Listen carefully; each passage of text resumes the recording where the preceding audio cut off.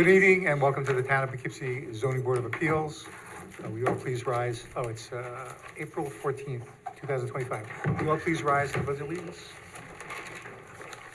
I pledge allegiance to the flag of the United States of America, to the republic which stands one nation under God, indivisible, with liberty and justice for all. Christine? Art? Yes. Phyllis? Here. Tony? Here. Lynn? Here. Tony? Here. There's one member missing tonight, so our alternate will be a voting member. For any of you unfamiliar with the proceedings before the Zoning Board of Appeals, there is an agenda up here in the corner, also available on the website.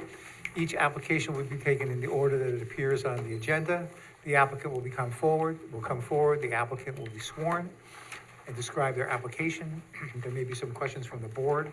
At that point, the community can make comments. Again, they'll be sworn.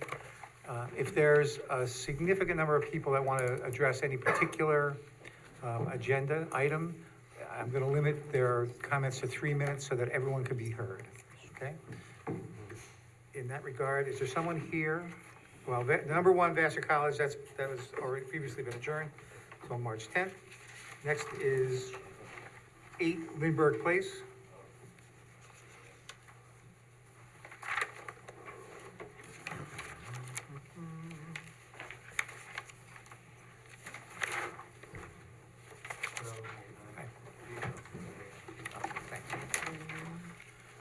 If you'd state your names again? Now, Lamb. William Gray. Okay, and you're both still under oath? Okay, so the last time we were here, we had some questions about the actual distance from what your project is to the lot line, to the side lot line? And so that's been corrected, right? I mean, you've established? Yes. Okay. Is there anything new about your application? No? Okay. Christine, do you have any questions? No, no questions. Art? No questions. Okay. Phyllis?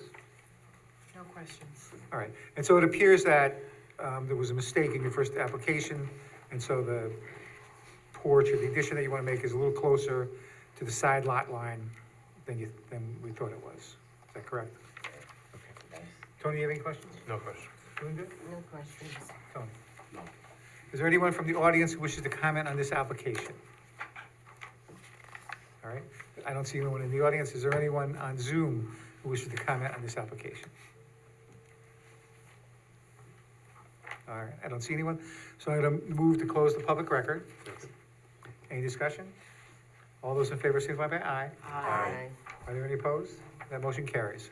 At the end of the meeting, we'll go into deliberations and vote on each application. You can either wait or you can find out tomorrow. Find out tomorrow. Okay, really? Thank you. Okay. Thank you very much. Good night. All right, that brings us to number 3, ABD Stratford, Kensington Lane.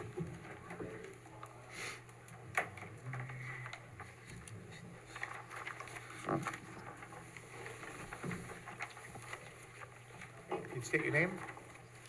Good evening, Andrew Gilchrist for the appellant, and in the alternative, the applicant, ABD Stratford. Do you swear or affirm that the testimony you're going to provide tonight is true and complete to the best of your knowledge? To the extent as testimony, yes, I'm here as attorney representing my client, certainly going to be arguing the appeal. There are certain facts, and to the best of my knowledge, they're true and accurate, correct? Okay, why don't you describe this application? Thank you. We're here tonight, I'm not sure how often the board addresses appeals, but we're here both on an appeal of a zoning interpretation by the town zoning department, as well as in the alternative, an application for area variances. So the appeal focuses on a zoning determination, and I'll be discussing the zoning determination, the analysis that we feel was an error, and we'd ask the board to review, to consider, and to vacate the determination of the Zoning Board of Appeals and grant the relief requested in our appeal. So on that, I'm just going to address a few facts which we think are pertinent to the appeal. I know the board has had the opportunity to review this, but I would like to review a few that we feel are particularly relevant to the appeal.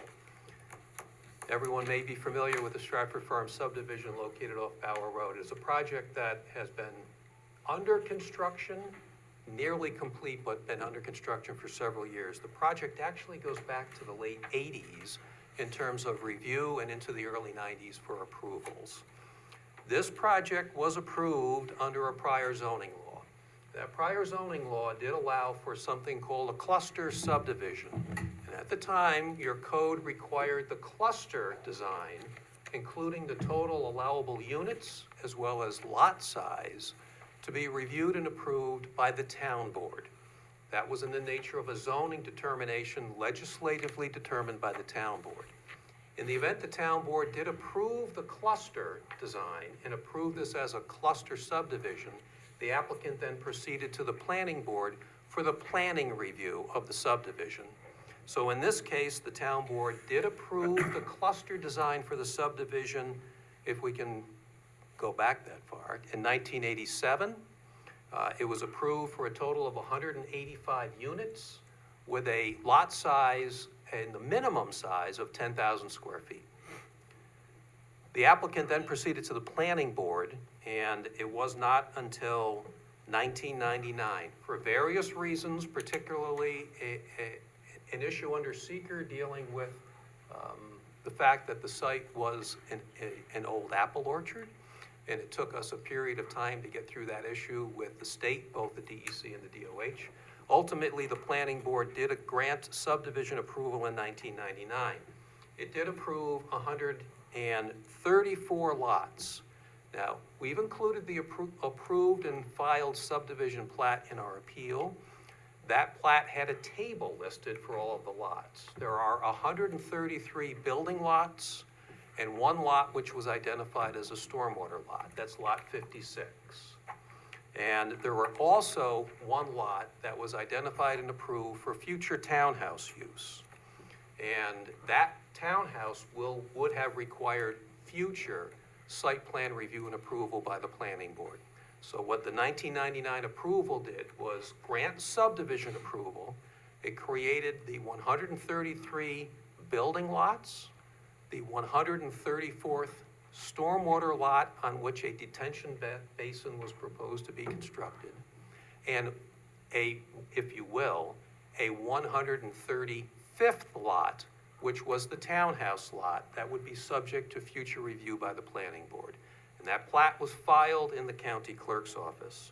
Was that lot indicated, specified, or in any way identified? Which particular lot? The townhouse lot, Yes, it was. okay. The And is townhouse- that 56 Excuse me? Kensington? Is that the lot we're talking about? It is not. Okay. So the town, just so for the board's information, the townhouse lot was a large lot, has received last year planning board approval for 26 townhome units, so 26 individual fee owner lots, plus a common area, which is the balance of the lot. What we're talking about on the appeal is the lot 56 lot, which was designated for the stormwater basin.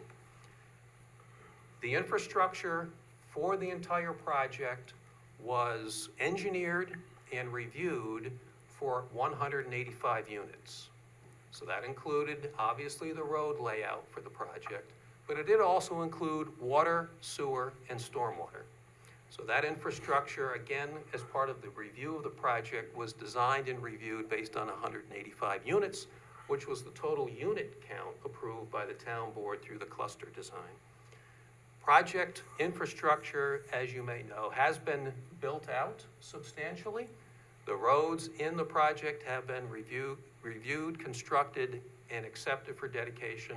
The water has been accepted as, we've got some issues we're dealing with the water connection for the townhomes, but for the balance of the project, the water has been accepted, completed, and accepted. There's an on-site private wastewater treatment plant that has been constructed and is operational. And the stormwater, by and large, has been completed for the project. We'll have certain stormwater requirements that need to be addressed for the townhome construction. Those facts are critical from a zoning perspective, and I have to emphasize that what we're dealing with tonight is a zoning issue distinct from the planning issue in terms of subdivision or site plan review in front of the planning board. Focusing on lot 56, which was shown on the plat as the stormwater lot, critical to that design and operation was the existence of a drainage easement which would allow drainage from that detention basin to then go through a culvert system and attach to the town's stormwater system along the adjacent Hart Drive. Hart Drive is within the Orchard Meadows subdivision, which is located directly adjacent to Stratford Farms. And the drainage easement, which was identified by the town, was shown on the Orchard Meadows subdivision plat as being in between lots 12 and 13 of Orchard Meadows. This was directly to the rear of lot 56 of the Stratford Farms subdivision. And the project was designed to drain through that drainage easement that the town said it had acquired, connect into the town's drainage system along Hart Drive. During the build-out, it was determined ultimately that the town was not correct. It did not have the drainage easement between lots 12 and 13. The drainage easement is shown on the filed Orchard Meadows subdivision plat, but in the county clerk's office, there is not a recorded drainage easement, and the deeds within lot 12 and 13 do not call out the existence of the drainage easement. We have in the record in front of you at least two references, by the town's review engineers identifying the existence of the drainage easement between lot 56 connecting to the town's drainage system along Hart Drive. An issue arose during the build-out because there's also a proposed water line connection through there, and the town identified, we don't have a water line easement. You'll need to obtain that. My client did obtain that. That's in the record. But when it got time to, let me rephrase. Once the detention basin was constructed by my client on lot 56, and it was constructed under inspection and supervision by the town, it was only then that it was determined that there was not the drainage easement between lots 12 and 13 connecting to Hart Drive. My client had a title search undertaken. That's in the record. And the title company identified the fact that while it's shown on the Orchard Meadows plat recorded in the county clerk's office, there is no recorded easement, and the deeds to lots 12 and 13 do not call out the easement. My client attempted to obtain the drainage easement, but was not successful. That necessitated a redesign of the stormwater plan for Stratford Farms. And as we've said in the appeal, at considerable expense to my client. So the stormwater plan was redesigned and reconstructed. Fast forward. The bulk of the single-family residential lots in Stratford Farms have been built out. Lot 56 has remained vacant. It is not used as a stormwater detention basin because of the lack of the drainage easement. My client applied for a 3-lot subdivision of that. Lot 56 was of such a size that my client is proposing 3 lots of fairly similar size and character of the remaining subdivided single-family lots within Stratford Farms. There's been a zoning determination that the current zoning will not allow 3 lots on the property. And in fact, the current zoning requires 4 acres for a building lot. We disagree with that zoning determination. In our appeal, and the cases that your counsel can review with you are cited at pages 5 and 6 of our letter brief. The theory in New York, and it's not, I guess I misspeak when I call it a theory, the law in New York, something called the single integrated project concept under vested rights. Now, what does that mean? That's a lot of words. There are many situations when a project is approved under one zoning law. It takes a period of time for that project to be built out. During that period of time, the municipality may change the zoning law.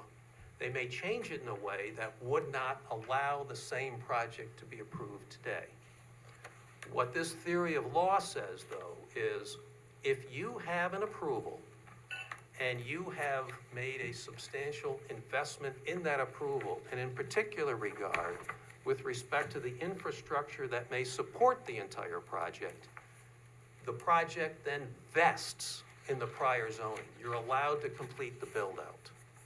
I'll go one step further. The law does also say this applies even if the project requires further approvals within the project. This often arises during a phased plan, a phased construction plan. The project gets approved in phases, and only the first phase is constructed, and you have to come back to us for further phases. In point of fact, that's how this project was done, because recall the townhouse lot did require future approval. The townhouse lot was reviewed and approved last year. What my client has now done is asked for re-subdivision of lot 56 into the 3 lots. Under the single integrated project concept under vested rights, our position is that the project has vested under the prior zoning law. That cluster design approval issued by the town board in 1987 and the infrastructure built out by my client in reliance upon those approvals vested the project in the prior zoning. And what we're asking here is that the prior zoning, which again allowed a cluster design and approved on 185 units with a lot size of 10,000 square feet, applies. And if under the prior zoning law, the lot 56 re-subdivision into 3 lots is compliant. And so, number one, we've appealed the zoning determination to say that as a matter of law, it is not correct because it violates the integrated project theory of vested rights in New York. My client does have vested rights in that prior zoning law and should be allowed to proceed at the planning board. Now, that's the distinction between what zoning applies as opposed to the planning board's function to plan, to go through the subdivision review. Clearly, my client does need to go through the subdivision review process in front of the planning board with the proposed 3-lot subdivision. But from a zoning perspective, the use is allowed. It's allowed because of the vesting of this project under the prior zoning. And that's the basis for our appeal. We ask the board to consider that. Okay, let me just try and clear up a couple of things. Sure. There were 134 homes that were authorized? Well, it's a very good question because I think we have to look at the town board resolution. It's in the record I submitted. What the town board approved were 185 units. And they identified a 10,000 square foot single-family lot size. The Stratford Farms subdivision today is 133 single-family lots and 26 townhome units. There are only 159 units currently. So the proposed 3 additional units is well within the 185 unit approval of the town board. I will say on the record, there is no question, and I don't dance around this, there were 134 single-family lots and 51 townhomes proposed. There's no question the record shows that. The issue is the town board approved 185 units and a single-family lot size of 10,000 square feet. And we only have 159 units. Only 26 of the 51 townhome units were approved. From the planning? Correct. Okay. But from a So, zoning perspective. is the planning board bound by what the town board authorized? Is it necessary for them to approve a plan that included that maximum number? It does not from a planning perspective, but from a zoning perspective, a proposal of 185 units would be consistent with the approved zoning for the site. from a planning perspective, they didn't need to approve 185 units. I get that.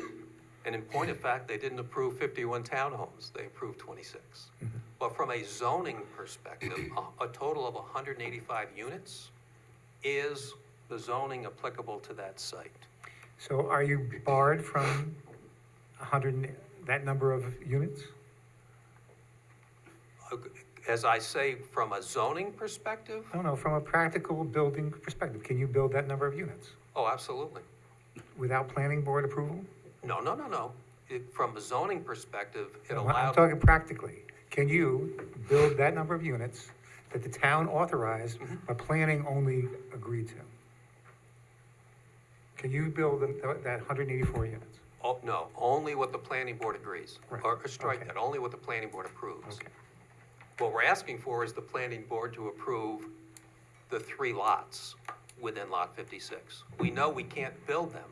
We've applied to re-subdivide Lot 56 because of this error that the town had committed during the project review. The planning board has not addressed the 3-lot subdivision because the zoning department has determined from a zoning perspective, they're not allowable. Not that they're approvable or not approvable from a planning perspective. From a zoning perspective, they're not allowed. You never get through the front door because zoning prohibits those 3 lots. Okay. Our position is the zoning allows for them. So it seems to be that lot, which you call 56 Kensington, Yeah. is less than 4 acres. Is that correct? Correct. Okay. So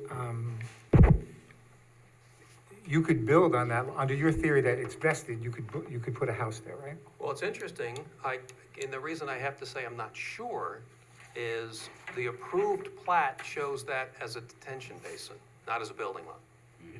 There would need to be some planning board approval to that plat to show that as a building lot. Under your theory of your vesting, though, if you went to the planning board saying that you're vested for a house on that lot, would that be correct? If we wanted to go in and ask for 1 building lot, Yeah. I think the theory would apply. If we wanted to ask for 2 lots, the theory would apply. Why do you What think we- the theory would apply for 2 lots? Just because, Because the total lot count is Because- still well within the 185. okay. And I can't emphasize enough, the infrastructure which has been built by my client was all designed and approved for 185 units. Understand that wastewater treatment plant size is designed for 185 units. It's substantially underutilized today. The water system is designed. All the calculations based on water needs in the record were based on 185 units. Water and sewer engineering calculations based on 185. Stormwater based on the layout. So Is there a one-to-one relationship between units and homes? not in the record. No, I Again, mean practically. I mean, in terms of, you just talked about the water, the waste You know, treatment plant. it's interesting because if my memory serves me right, subject to check in the record, I believe the engineering, I've included in the appeal, when they looked at the water and wastewater flows, I don't think there was a distinction between single-family home and townhome, because at the time, the health department required the same calculations. So I don't know that there's a distinction between townhome and single-family residential, and I think that's why the term unit was used. So in your townhome units, how big are they? Oh, as I sit here, I'm not sure of the size. There are a series of buildings. I can't recall the size of the I individual think they're units. 3 bedrooms, but they might be 2. I Yeah, mean, in that neighborhood. Okay, and the homes, how big are they? If memory serves me right, I think the homes are still in the 2 to 4 bedroom range. Probably the substantial number of them are in the 3 to 4 bedroom range, given the size of the homes in there. Okay. Yeah. Christine, do you have any questions? No questions right now. Art? Not right now. Thank you. Phyllis? I have no questions, thank you. Tony? No.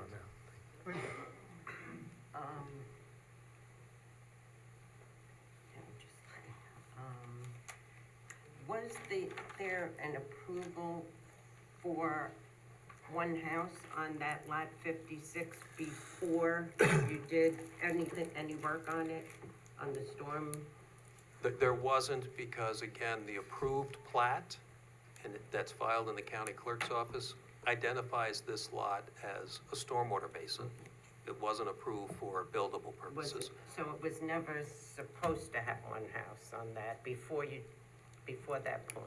Right, the planning board approved it. I'll go one step further, which is the planning board also required that upon completion of the stormwater basin, that lot was intended to be dedicated to the town. The town would own that lot as part of the stormwater system. Obviously, that never occurred because it's not part of the stormwater system anymore. So it unfortunately wasn't approved as a building lot, it was approved as a stormwater lot. And if I can further clarify, the finding statement has 134, the secret documentation has 134 single-family homes, and it was somewhere between the conclusion of the seeker determination and the approval of the plat that it changed from a potential building home to a stormwater detention pond. And I also want to let the board know that the town engineer, Andy Learn, is on in case there are specific questions. He's more familiar with the file than I am, and if the board has any questions that may be appropriate for an engineering answer, he's here to answer them. Thank you. Tony? Well, just one thing. You say that the subdivision was approved for 185 units. You ended up with 133, 134. Was that for reasons of topography? You couldn't build on the rest of it? Couldn't build on the whole site? It was approved for the 185 units under the cluster design. The Okay. project had gone through a few other proposed layouts with all single-family without the cluster townhome units. There are a few lots on the plat that are not buildable, and in fact, the approved plat does indicate that there can't be further re-subdivision of particular lots because of topography. Lot 56 is not one of them. Okay, Okay. thanks. Paul, Yes. if I could ask a question? So 56 did not take the waste, the rainwater, the Correct. runoff. Where did it go? Quite frankly, there's a revised overall project stormwater system. As I sit here, I'm not sure where the stormwater runoff goes, We but can there tell is you. an approved stormwater plan, a There's stormwater plan for the The project. subdivision as a whole has a detention pond down at, near the bottom of Stratford Drive as it gets to sort of the bottom of the hill before it gets to Bower. And that pond was actually increased in capacity Yes. to accommodate the stormwater, and the water all drains there now. Okay, thank you. Yeah, you're correct. It just had to be handled in a different way. So, I was out Sunday, and it looked like there was freestanding water in front of a willow.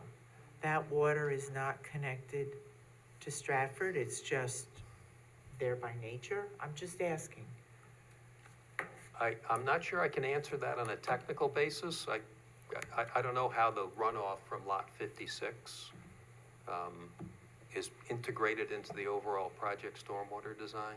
I just know there had been a basin constructed on Lot 56, and when this issue arose, that was removed. That's why there's no longer a basin holding water on Lot 56.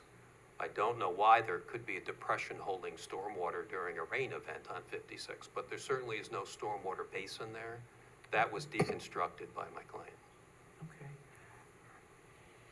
Just for my own I need, right now, lot 56 is connected to the stormwater pond at the beginning of the complex by Bower.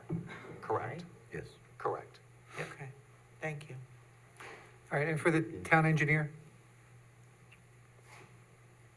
Yes. Okay, would you state your name? Everyone. I'm sorry? Could just state your name? Oh, sure. My name is Andy Learn with CPL. I'm the consulting town engineer. Okay. Andy, do you swear or affirm that the testimony you're going to provide tonight is true and complete to the best of your knowledge? I do. Okay, and what's your involvement? You've reviewed this project? Yes, I've been involved with this project since, on behalf of the town, since roughly 2016. So I was involved with mostly the construction phase of the project, and then also I reviewed and approved the revised stormwater management for deconstruction of the pond on lot 56. Okay, did you have anything to do with the wastewater capacity calculations?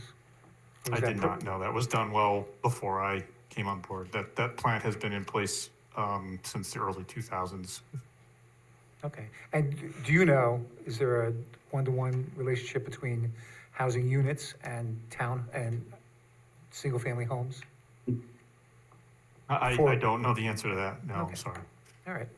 And in terms of, so you had some dealings with, once the townhome portion was approved? Did you work on that? Yes, I was reviewing on behalf of the town, the planning board for the townhouse project. Yes. Okay. And is that pretty much maxed out? Or is that just what the planning board approved? As far as the number of units? Yes. Or you mean in terms of approval process? In terms of units approved? I don't know the answer to that. The determination was that the townhouse project was to have 26 townhouses. So that's where we left it. There were constraints on that site too, as I recall. There were wetlands and other issues that limited the number of units that could be there, both, in terms physically as well. So that number that turned out to be the right number for that site, for the number of townhomes.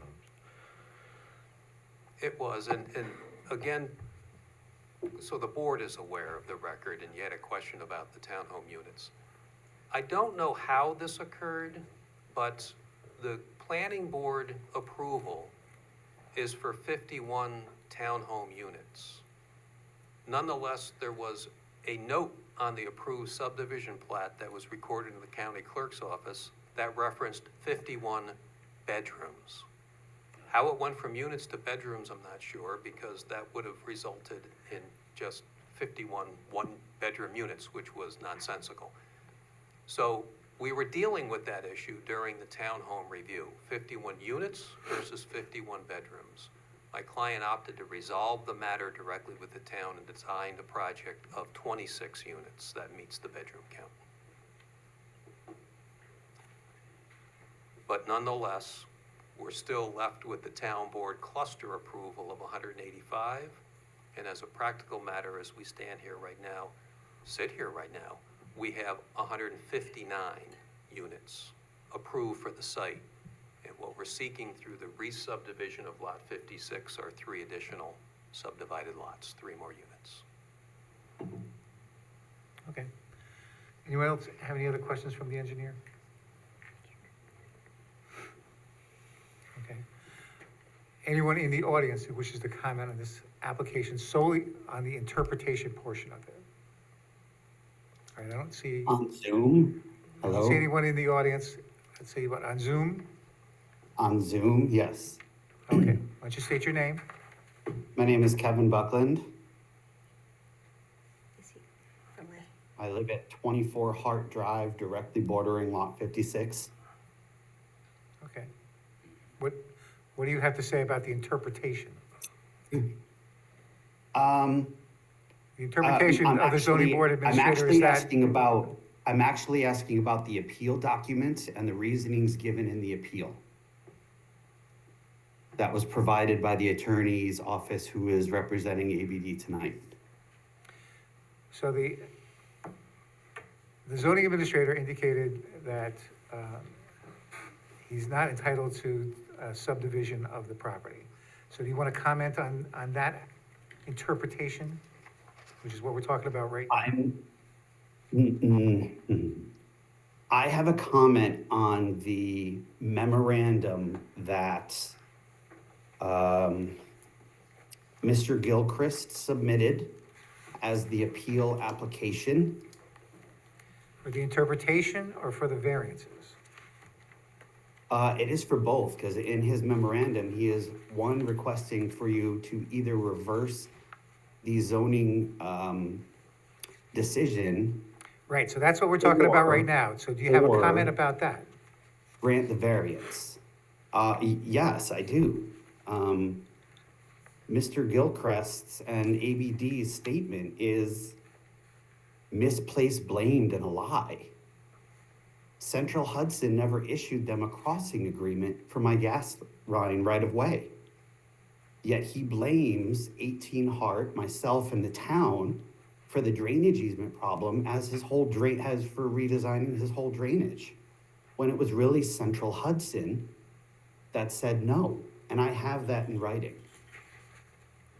And I provided the contact that I used to Mr. Welty, who I don't know if you followed up or not, sir. But the problem is we have an entity approaching the town board who is lying on legal documents that says, I'm to blame, the town's to blame, and my neighbor's to blame for his whole drainage plan redesign, when we are not, when it was Central Hudson that stood in the way. I'm very dismayed at the boldness of the client and of the firm representing the client, that they would make this statement and then have the nerve to ask for variances and for a zoning Again, board. I want to remind you, we're decision. talking about the interpretation. The variances, we Okay, haven't well- gotten to that. The interpretation is that his appeal memo is based on a lie. Okay, Central Hudson never issued permission to cross the drainage. Central Hudson is the one that said no. Central Hudson is the reason we're sitting here tonight asking about 3 homes to be put on a 1-acre lot. Okay. So can you ask Mr. Gilchrist about the Central Hudson decision? Because that is really what the issue is. And ask them why they decided to misrepresent the facts here tonight in front of you. okay. I have to tell you that I don't think that's in any way germane to the issue of his argument about the interpretation.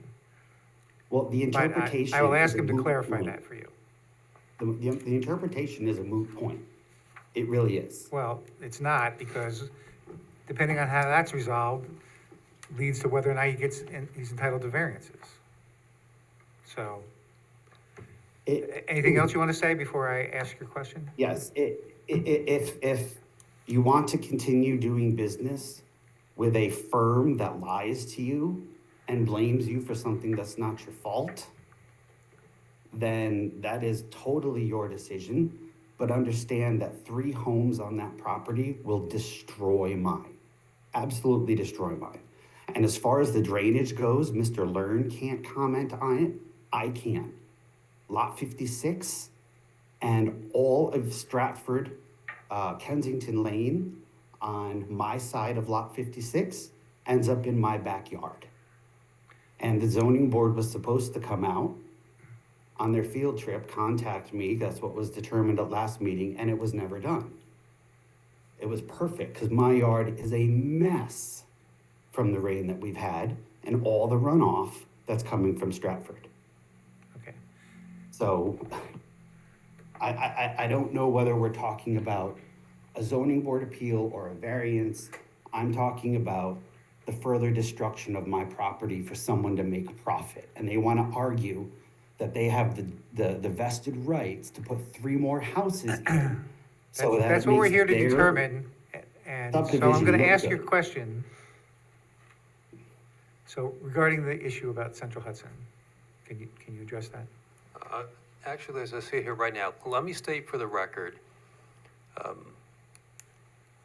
my firm, me in particular, are presenting facts that are our understanding. As I said when I started, I'm providing facts to the best of my knowledge. I believe them to be true. If there are other facts that any interested party wishes to present to the zoning board, we're certainly in a position to review those and respond to them. Not appropriate to call my client my firm, or quite frankly, me on the record, a liar. I'm simply presenting facts that is my understanding to the best of my knowledge. That's all. No intent was made here. Okay. No. So you don't have any I don't have comment any about the information on Central Hudson. I Okay. can tell the board I was personally involved in meetings concerning the stormwater basin on Lot 56 and the absence of a drainage easement that the town had indicated that it was in possession of. That's all. That's to the best of my knowledge. Okay. Anyone else who wants to comment on this issue about the interpretation of the zoning board, of the zoning administrator's decision?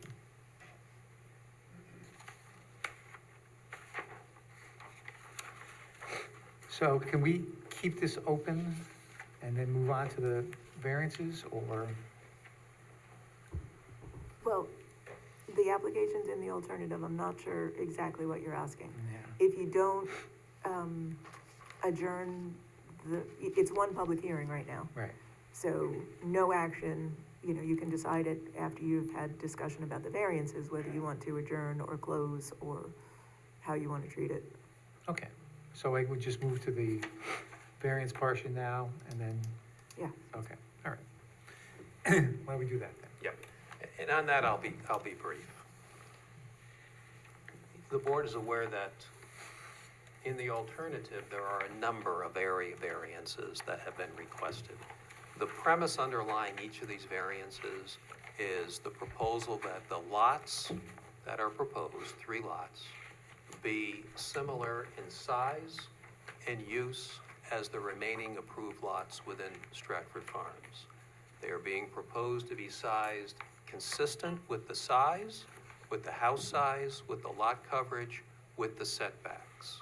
So there's a series of area variances that are being requested that talk to minimum lot size, that talk to lot frontage, required front, side, and rear yard setbacks, impervious area, lot coverage, as well as the section of your code dealing with the separation of one subdivision with an adjacent residential use.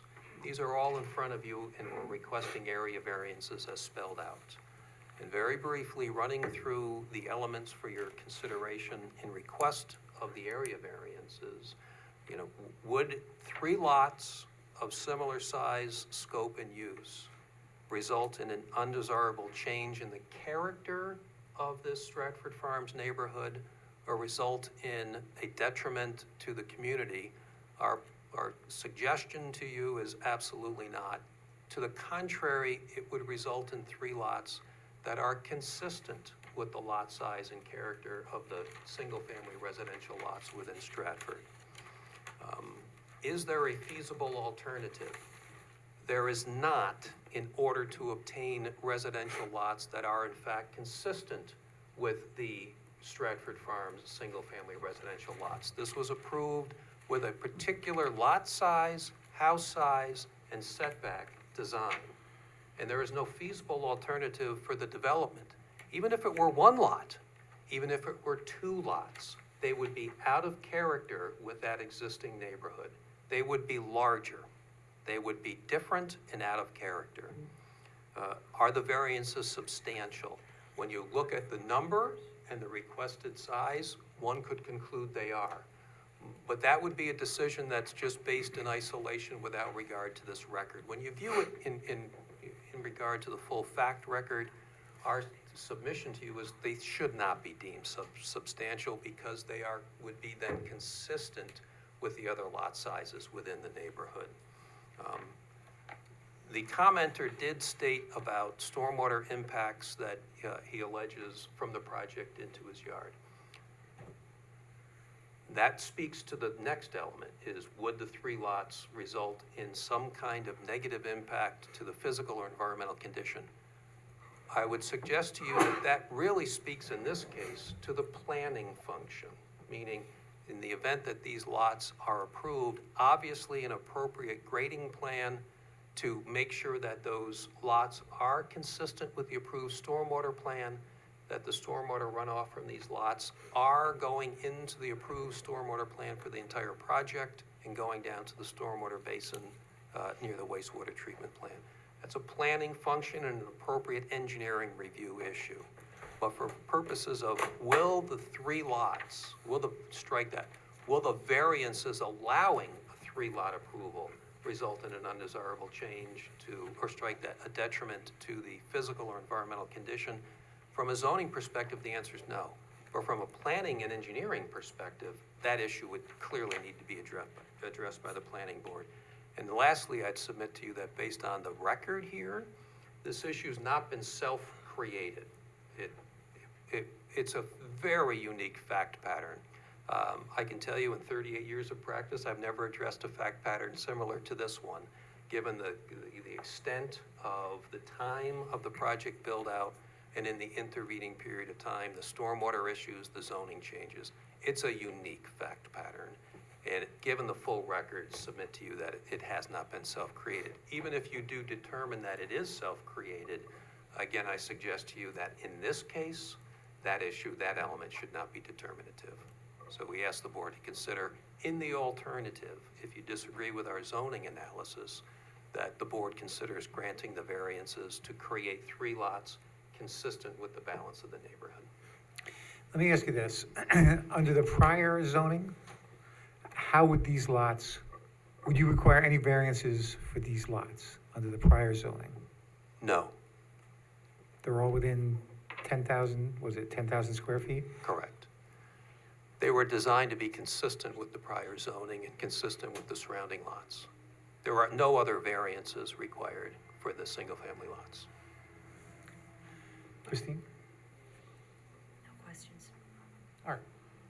So you're saying that the lots that the houses are on now are the same size as these lots will be if you put 3 houses there? Correct.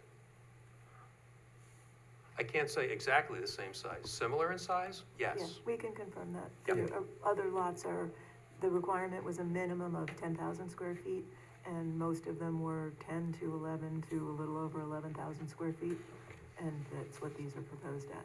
And when Chrissy did her initial review, under the cluster zoning, there would be no variances required.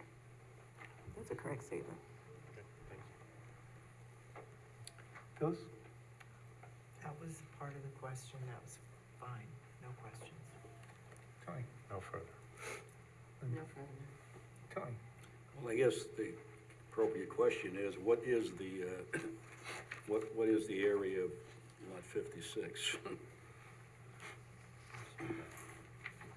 What's the size? Is that the question? What's the area, you know? Andy, something you want to say? I have the map in front of me. I can tell you what the size of lot 56 is. Okay. It's 48,093 square feet. 48,093, Okay. all right.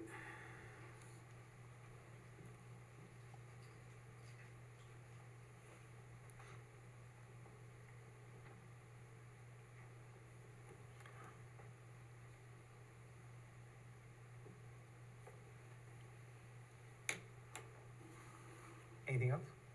No, that's it. I mean, you know, that's, you know, like 16,000 apiece, I guess, if you divide it by 3, right? Is that what you're saying? Right, I can give it to you in acreage, okay? Well, They're all around 1/3 of an acre, the proposed 3 lots. A little over, 0.38, 0.36, and 0.36. Okay. All right. Anyone from the audience who wishes to comment on this application? For On variance- Zoom? Oh, if you would wait just a second. Anyone in the audience who wishes to comment on this application regarding the variances? All right, I don't see anyone. Now you can go ahead.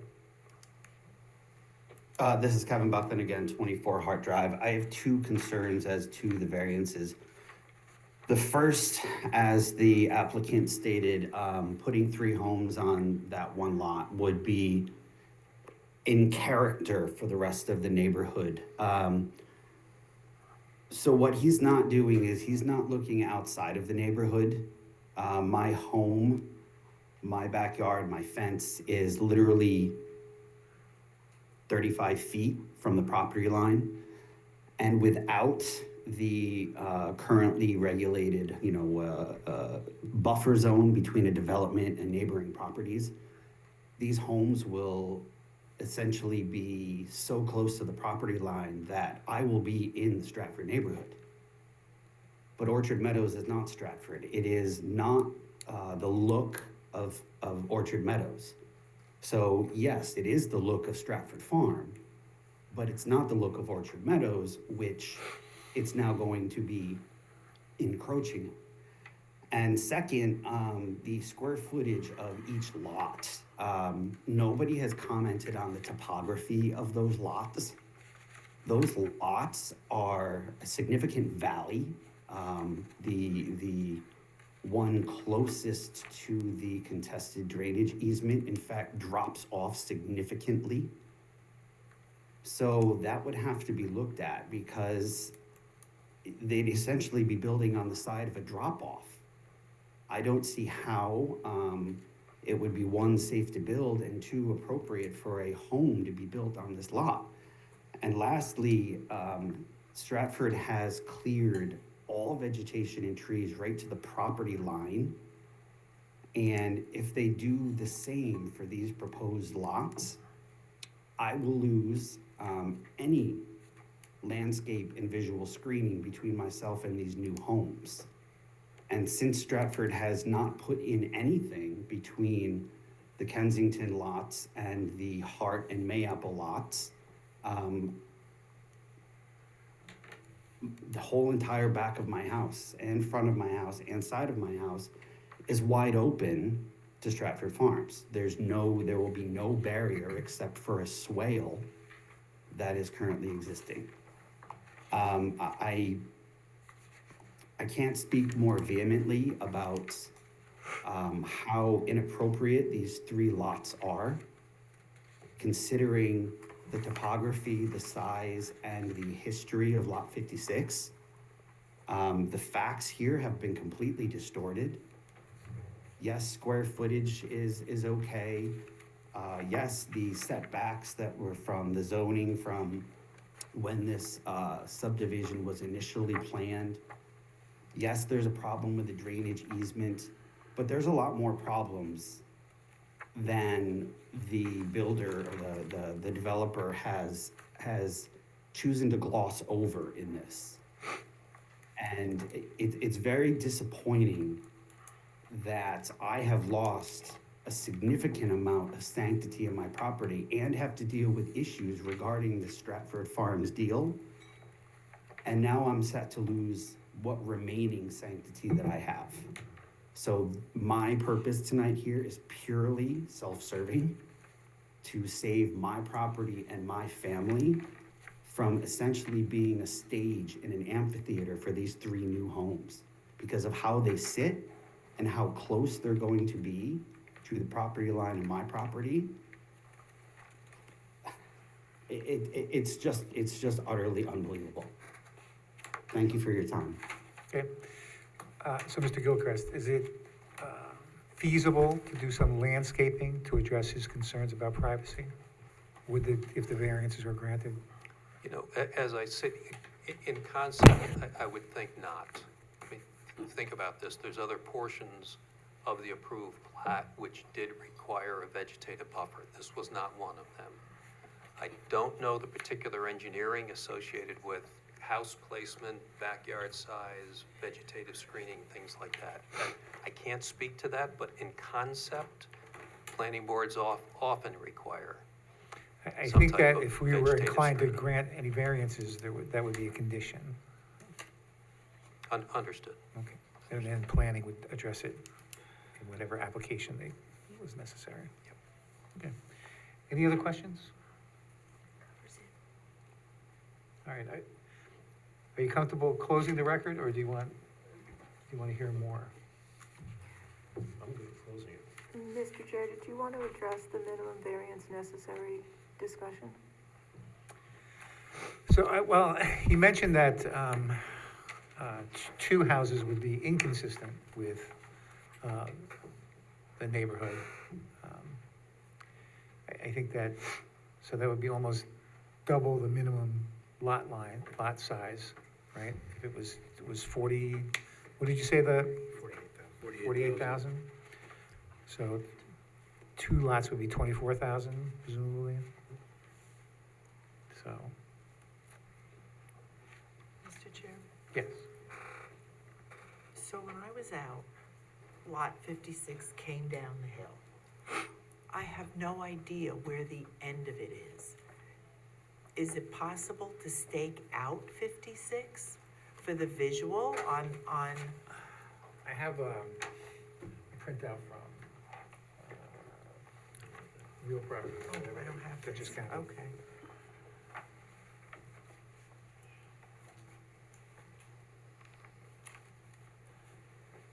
So does 50, and does the 56 neighbor mentioned that, down the hill? no, it's the square, the rectangle, is outlined. The back of these parcels does grade Down. toward down, the front doesn't. Right, And that may be right. something that would, again, the planning board could look at too. But they wouldn't look at it until Oh, zoning after had that. their Right, piece. right. Okay. Did you wanna see this?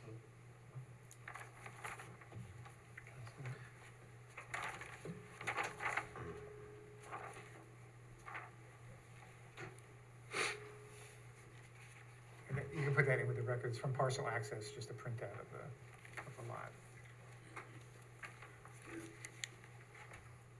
I'm sorry to interrupt. Parcel access has the lines in the very wrong spot. Really? Okay, how wrong? Compared to, Oh. the survey and the orange flag markers that are already there, they're in the very wrong spot. If the, board had, come to my property as I requested, it's plainly visible where the orange flags are and the survey stakes are in the trees and on the ground, and also where they have the silt fence set up that is very close to the property line.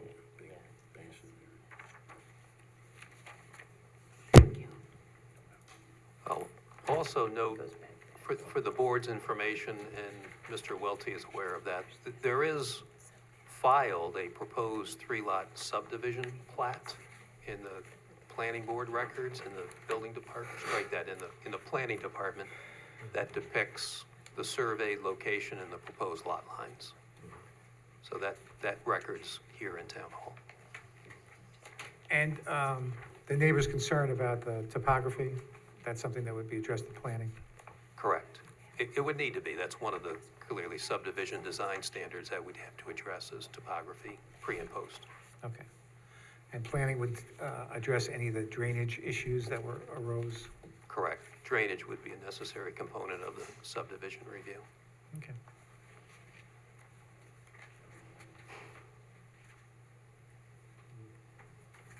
Anything else? Screening of some kind? Well, I think we'll talk about that in our deliberations, depending Okay. on what we all agree to. Okay. Then, in that case, I'll move to close the public hearing. Any discussion? I can answer a screening question. I'll If move that's to all. reopen the public hearing. Okay, go ahead. So if this lot 56 is divided into 3 lots, theoretically, 2 lots have level enough property to my property line that a visual screening could be used. The 3rd lot, where the actual detention pond was excavated and refilled, it drops off and has such into a swale and has such a drop off that even if you planted trees on the property line, they would need to be 30, 40, 50-foot tall trees already for it to provide any visual screening. Otherwise, between my house and the proposed lots is a valley, in essence. It's a unique topography. It would be extremely difficult and expensive to provide adequate visual screening. I've looked into it myself, and I've just been told it's impossible without gobs of money. So, again, seeing is everything, so I wish I had the opportunity to have walked you through and shown it. But I appreciate it. Thank you very much. Okay? And if I could be heard, the issue regarding vegetative screening, clearly, there are technical issues associated with that, and generally are part of the planning review. It may affect elements associated with consideration of the area variance, including undesirable change in the neighborhood. I can't emphasize enough that both of these lots, both of these subdivisions, Stratford Farms, Orchard Meadows, are residential subdivisions with single-family divided lots. So in terms of character, use of the property, they are residential in nature. Vegetative screening generally is an issue that can be addressed through appropriate engineering and technical review by the planning board. Okay. Thank you. In that case, I'll get a move to close the public hearing. Second? Any discussion? All those in favor, signify by aye. Aye. Any opposed? That motion carries. And again, you can wait, or you can find out tomorrow. Okay, thank you. Thank you for your time.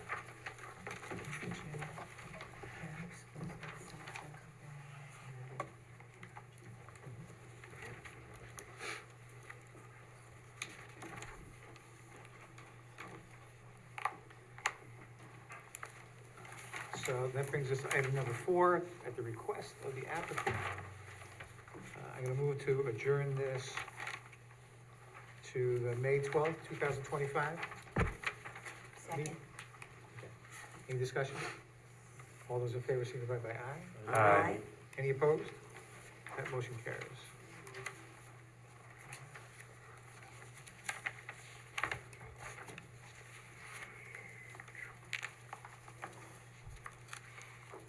All right, that brings us to item number 5, 86 Vassar Road. Is there someone here for the application?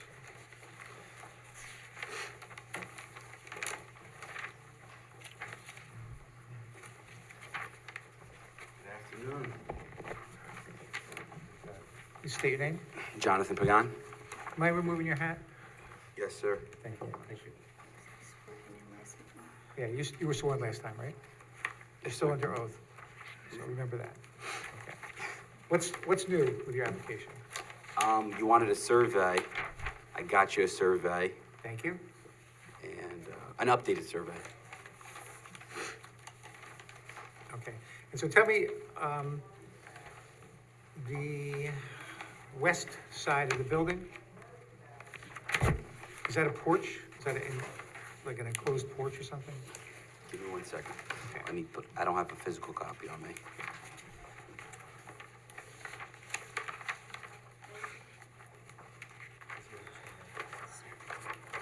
Would it be easier if I can give you mine?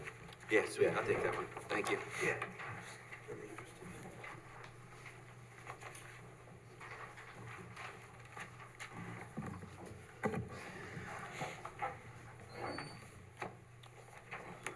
All right. You said the west side of the property is what, sir? Of the building, was that an enclosed porch or something that you were gonna tear down? No, all these were just additions they did in the late 60s. They did file permits on everything. They just didn't get permit closeouts. All right, let me ask it this way, is this, what's shown on the survey, is that all gonna remain of the building? Yes. Okay. And Not the two rear sheds. You see the sheds? the in shed back? and the pad, concrete pad, those are gonna go? Yeah, that's gone. All right. And that's all I have. Christine? Yeah, just to reiterate, so it's just where it says one-story frame house, that's the only thing we're talking about. That's it, ma'am. Okay, thank you. Good. Tony? No questions. Linda? No question. Tony?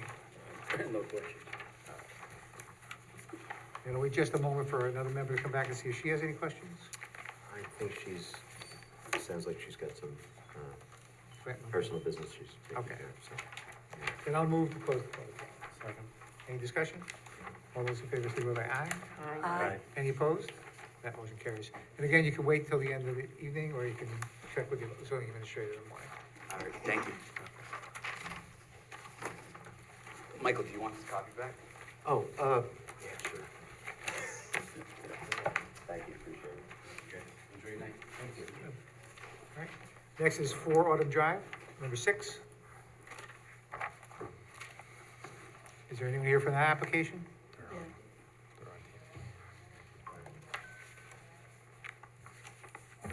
Mr. Benapol? Yes, Okay, how are you? I'm good, how are you? Good, good. I just hoping you guys can hear me. Yes. Okay, great. All right, so, the last time we were here, we asked you if you could come up with an alternative to a 6-foot fence. Yes. I see that you submitted a 5-foot fence? Yes, that was one of the alternatives we came up with. Basically, is just to cut down the panels by a foot. So, I'm unclear, it's 5 feet high and 8 feet wide? Yes, Okay. But the posts are 5.5, or 5 feet, 5 inches? yes, that's correct. Okay. The post will be actually 7 feet, 2 feet in the ground, obviously. Right. Okay. And were you able to, is that the only alternative you could find? That is the only alternative that I was able to find, and after looking at everything, Lowe's, Home Depot, even talking to a few fence companies, the 6 by 8 foot panel is the cheapest option, and obviously there's a little bit of extra work to do to obviously bring it down to a 5-foot height, is to just shave it off a foot. But that was the cheapest alternative that we could find, and the best alternative as far as the height goes. Okay, and just so I'm clear about your application for the length of the fence. Yes, The drawing that you submitted, the highlighted area on the southeast side along Vassar Road, yes. does that extend past the front of your house? It does by probably about 6 to 10 feet, probably most likely a panel or two. We have a fire hydrant in the front yard, so we try to stay away by 6 feet from the fire hydrant. So it does extend past my house by, I would say, about 2 panels, so say 5 foot 6, 10 to 12 feet. When he submits a fence permit, he'll have to indicate exactly where he wants to put it, right? Yes. So I'm concerned, We- typically, one of our concerns about fences in the front yard is interference with sightlines along roadways. And so on the diagram, the highlighted portion of the diagram that you submitted doesn't seem to be a problem.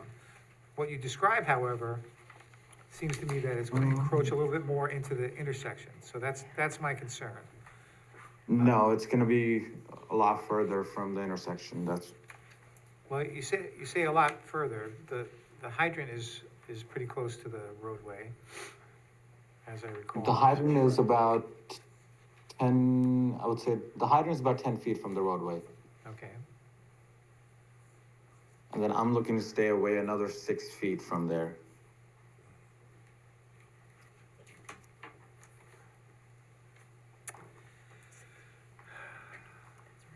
Chrissy, how would you address how, I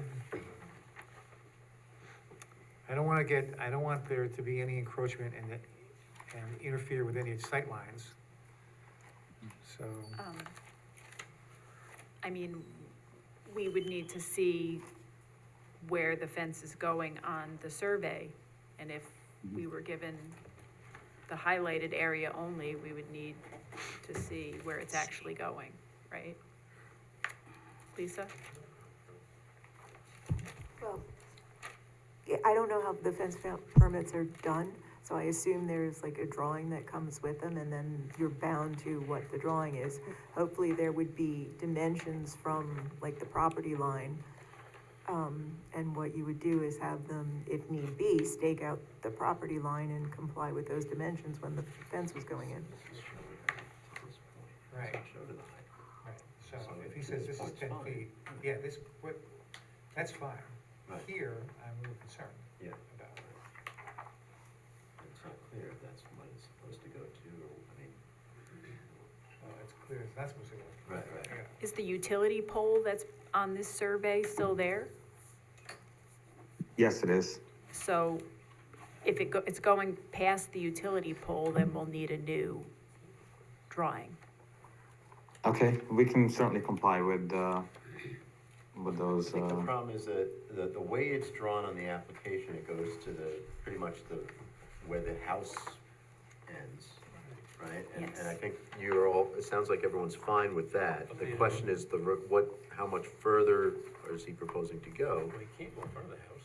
Can't go in the front yard, because then that would He's require, gotta stop at the edge of the Well, house, this is the front yard also. yeah, they're both front yards, right? but he has to stop. I thought we said that last time, that you can't go any further than The front of the house. the edge of the front edge of the house, and that's it. You can't come any further. Right, because we don't allow fences in the front yard that height. So do you have a copy of the survey that you submitted? I do not. I don't have it handy, Okay. but I can certainly submit one. Mr. Chairman? Yeah. Can I ask him, I'm sorry, but again, we're gonna have to go out there, obviously, next time again, I think. Can he drive stakes where he Yeah. thinks he wants his fence We'd have to drag it out. Okay. to give us? I a can room? comply with, whatever you guys propose as long as at least my house side is covered from, Vassar Road. So I don't have a problem with shortening the length of the fence, if that's what you guys are proposing. So, I think we're comfortable with what you submitted, but what you Okay. say is, from, the statements you made are inconsistent with what you submitted. Mm-hmm. So, if you know, Yeah. it goes to, like, the corner of the house. Okay, Um, If you want it greater than that, farther than that, longer than that, you're gonna have to have a new submission. okay. We can stay, we can obviously put up the fence, adjacent to the house, that's no problem. I can shorten the length a little bit, based on what we have on the application. We can go according to that. Okay. Yeah, I would just ask that, when you submit for your fence permit, that you stake out where the fence is gonna go, so I could Okay. inspect it before issuing the permit. Okay, And someone will check that to make Yeah. sure it's, okay. All right. Christine? No, that addresses it, thank you. That's All right. As long as he abides by that, you're good. Tony? Nope, good. Linda? I'm fine, thank you. Tony? Yeah, no question. All right, anyone from the audience who wishes to comment on this application? I'm not seeing anyone. Anyone on Zoom? All right, then I'll move to close the public hearing. Second. Any discussion? All those in favor, signify by aye. Aye. Are there any opposed? And that motion carries.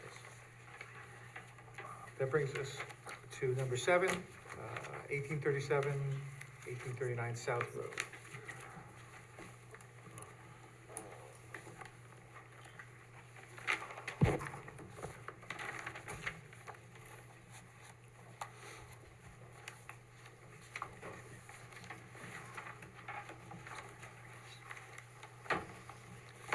You were here last time, right?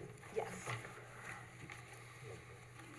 If you just state your names for the record, though. My name is Beth Nash, and this is Ed Lodi. He's the architect, Okay. and I am the project manager. All right, what's new since the last time we were here?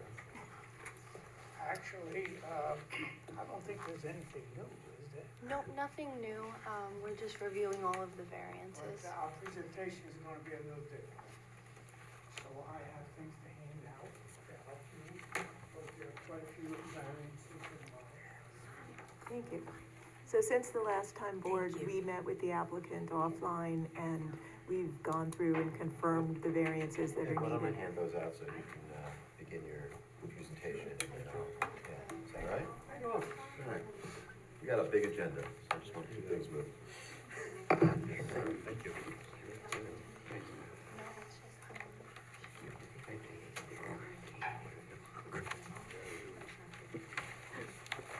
Thank you. And these are all now, what was advertised? Yes. What was advertised conforms with. Yeah, and what's in the agenda.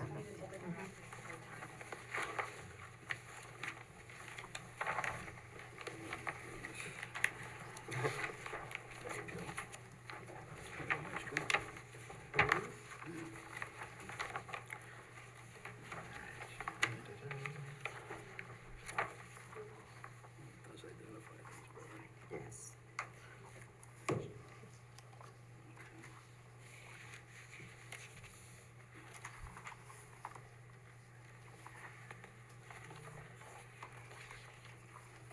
Are you trying to share your screen? Is that what- I'm just trying to connect to the Wi-Fi, it's not working. Oh, all right. The Wi-Fi code is up on the wall, Yeah. and it's not working No, for I you? tried it, it says All can't right. connect. But we do have the visual now in front of us. Yeah, I'm I just sorry, wanted to maybe we'll share just- it for Zoom, but it Okay. is the same image that you do see in front of you. Okay, thanks.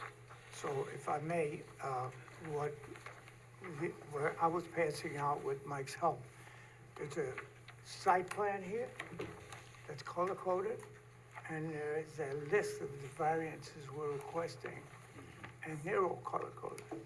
So we can understand it. Yes. Well, you said that. I'm sure you would understand.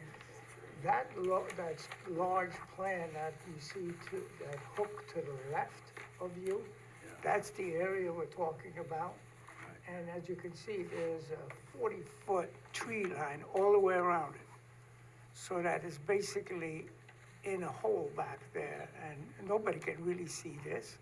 There are a few houses on the south side that, yes, I can see the houses, so I assume they can see the property.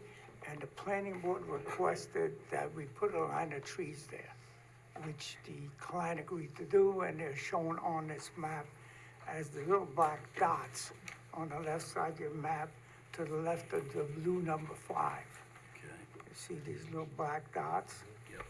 And then you can see some more under the number 6. There's 3 more little black dots. They represent trees. Very frankly, it's almost like too many trees, but, you know, my client agreed to it, so we're here to do that. Beth has actually laid this whole thing out, so I'm gonna ask her to walk you through every one of these variances. So if you refer to the first sheet, it's labeled 1839 South Road zoning variances. I can just go through that list. So the first item is the attached shed, and it's gonna be number 1, dark blue. So if you locate that on the site plan, there's also the small site plan, that's S2 Yeah, it looks like in it that is. title block. So we included this because you can't really see too well the dimensions at the scale of the large site plan. So we just wanted to lay this out for you at a larger scale. And so it's also a corner, so that can be a little tricky. So we just wanted to make it clear. So the 2 variances requested, the first one is a 32-foot relief from the east, and the second one is a 37-foot relief from the south. And you can find those dimensions on that site plan. They have a square drawn around them.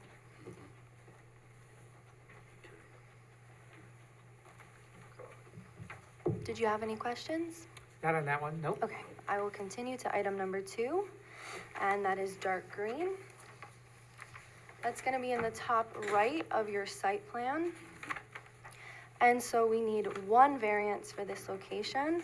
It's gonna be a 28-foot relief from the west because we are 12 feet from the west property line.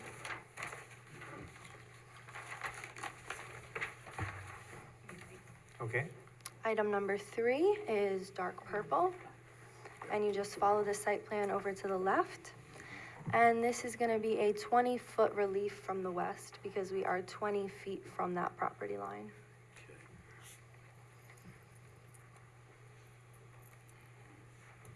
Item number 4 is yellow, and that is going to need 2 variances.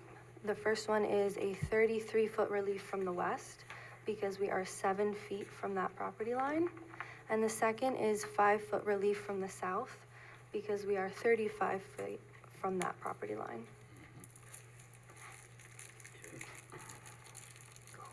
Item number 5 is light blue, and that also has 2 variances.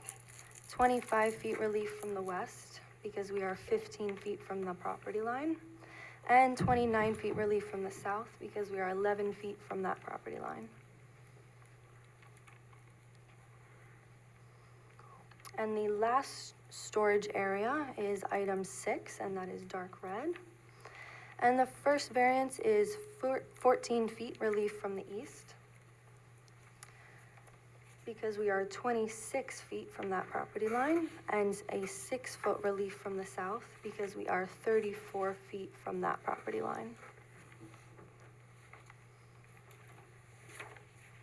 And that concludes the storage variances. I can continue to the dumpster enclosures if you're ready.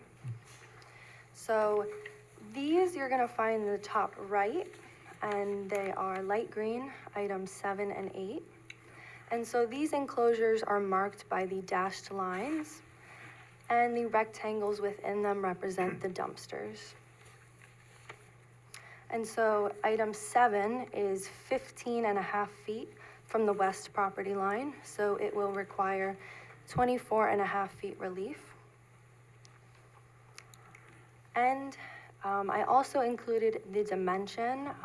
If you see the note where it says rod set over to the right, there's a circle, and it's just where there's the 3 properties meeting at that corner.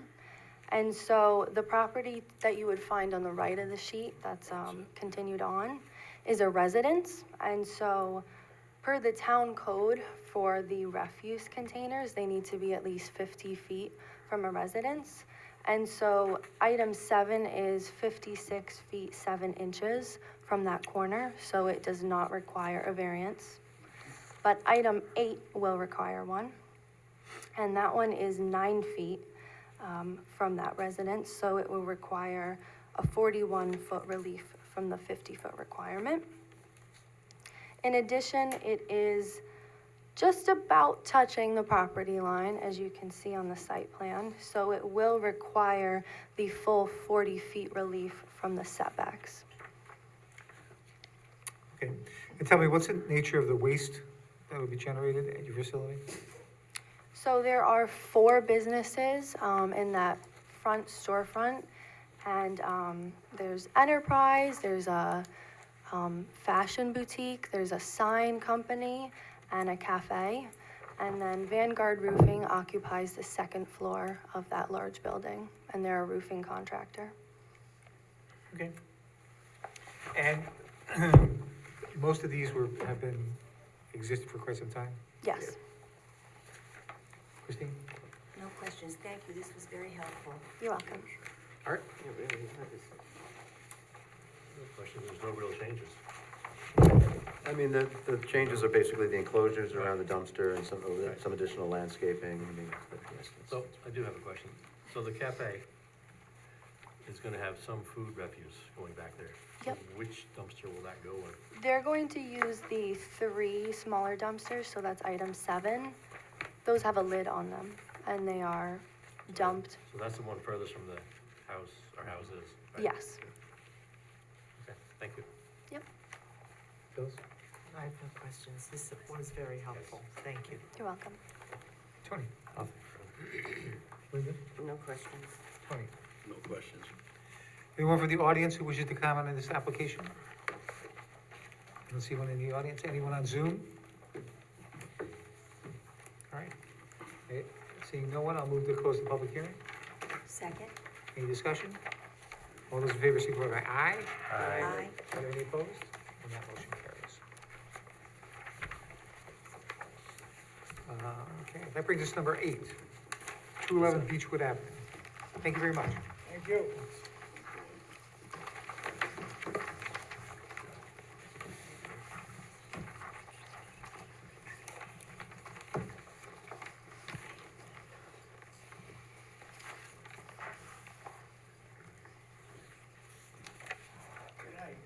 Don't forget your Thank you. photograph, your poster. My name is Peter McLaughlin, and I am the Director of Facilities for CP Unlimited. We are a agency that provides residential homes for people with disabilities. And we recently completed our CO at 211 Beechwood in January.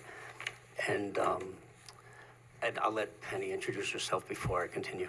I'm Penny Pagliara, an executive director. Do you both swear or affirm that the testimony you're going to provide tonight is true and complete to the best of your knowledge? Yes. Yes.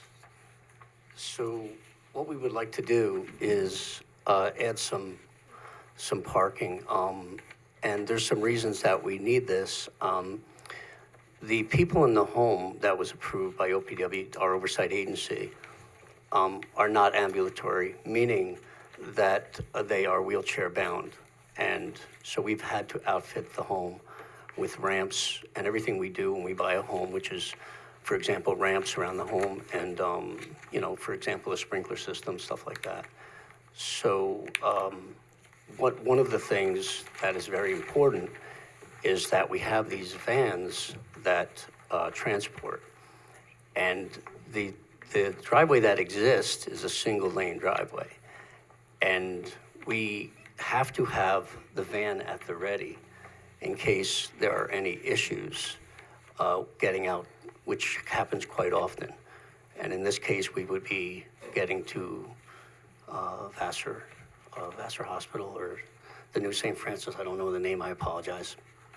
But anyway, and the other issue is because they are not ambulatory, we have the staff in the house is 1-to-1, which means that at any given shift, 24/7, there are at least 3 or 4 staff members.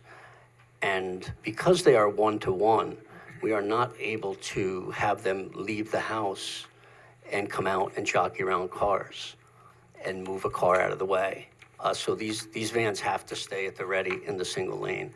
So as a result, we need to add some parking. And that's, I'll ask Penny if I missed anything. So what we're trying to do is extend the driveway closer to the house so that it's away from the roadway. Which you've already done.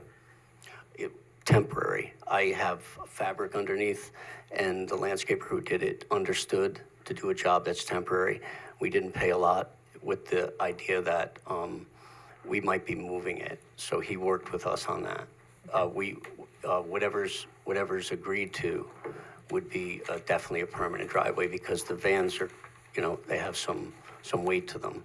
So this is not a permanent situation. We had to do it because we had one of the vans back up on the grass with the mud we had when winter was going away before the other day when it came back. When winter was going away, we had a van get stuck, and that's a very serious situation. So we had to get the van towed off the grass. So we had to pay to have somebody put up rope, and we had to put in a temporary gravel, which I want you all to understand that's temporary. We're prepared to move that. That's not a permanent thing that we did. So that's where you would site the vans in that spot, the new area? No, the new area would be for 4 cars, side by side, back to back. And I measured, the plan, I definitely accounted for the offset. The main driveway that existed is the driveway that's gonna have the vans at the ready in single file. That's what has to stay there. We can't have staff parking behind those vans or jockeying around those vans or going over the lawn, so. So this is for staff parking where Yes. Right. And so how many clients do you have? Or residents, or- there's 8 people who live there. So you said there was 1-to-1. It's so- not 1-to-1. Not all of them. Yeah, the house, there's always 3 staff on shift, plus there's a manager. And there's other people that come because there's a nurse that comes at some point during the week. So there would always be at least 3 to 4 cars there because of normal staffing, but that doesn't mean, like I said, there's families that come to visit. So there are people that come at other times. Okay, so on Sunday, there was, I think, 1 car parked there. Is that normal? No. Okay. Some of them Uber. We have staff that are visa staff, and they are not, you know, they get Ubers. They're not at the point where they have their own vehicles sometimes. But on any given weekday, there could be 3 to 4 cars there.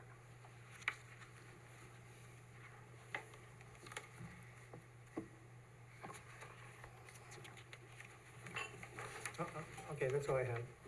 Christine? Looking at this map, is there any other place that you feel you could possibly have, you know, another area for parking instead of right in front of the house? Well, to the right, when you write in, it's cost prohibitive. It's all large, really large boulders, and excavation would be beyond our cost. You know, as I don't have to mention, I guess that we're a nonprofit, and that would be cost prohibitive. But I think on the single lane, maybe coming in, we could double wide that. But I honestly thought that the choice would be better to be in front. But I guess we could double wide coming in, as long as we would be able to, you know, back out of the driveway without, I don't know, Penny might want to weigh in on that idea. Well, it could be further down, as long as, I know when we were parking on the grass, they said not to do it. It had to be at least 300 feet away from the road. So if it would be better closer to the road, we could certainly put it there as well. I don't think we're locked in on where it has to go, just that we need to add additional parking, and the part where all the rocks are isn't, you know, we'd have to blast out the rocks. That's all, thank you. Art?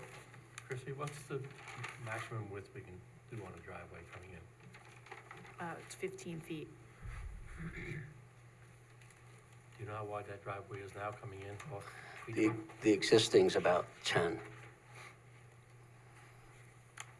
So if you widen that driveway versus parking in front of the house, you could probably get all 4 cars lined up there, right, and still get out into the driveway? If you're saying 15 feet, they would be partially on the grass. Yeah, for, you know, as a practice with the folks that drive for our agency, we don't, whenever we don't want them to back up whenever possible. So in this case, they have to back out of the driveway, but, you know, not making it double wide might cause an issue, but if that's what you decide, we would have to make the best of it. So Chrissy, another one for you. So if we could allow them to go a little wider than 15, correct? Mm-hmm. Yeah, with a variance. The variance. Yep. And again, it would look like you would have enough room if you went straight up the west side of that driveway to get all 4 cars in there. Probably still have a little room to back in and pull out, would look like, to me. Yeah. Without going out there and seeing it staked out. To me, that's a better option than parking right in front of the house. Because where I live, up by Mayor's College, we have a lot of front yard parking, and it's just, it's really not conducive to a nice neighborhood. Right. Whereas a wider driveway is not quite as big an impact, I think, visually. Right. That would be my suggestion, but that's.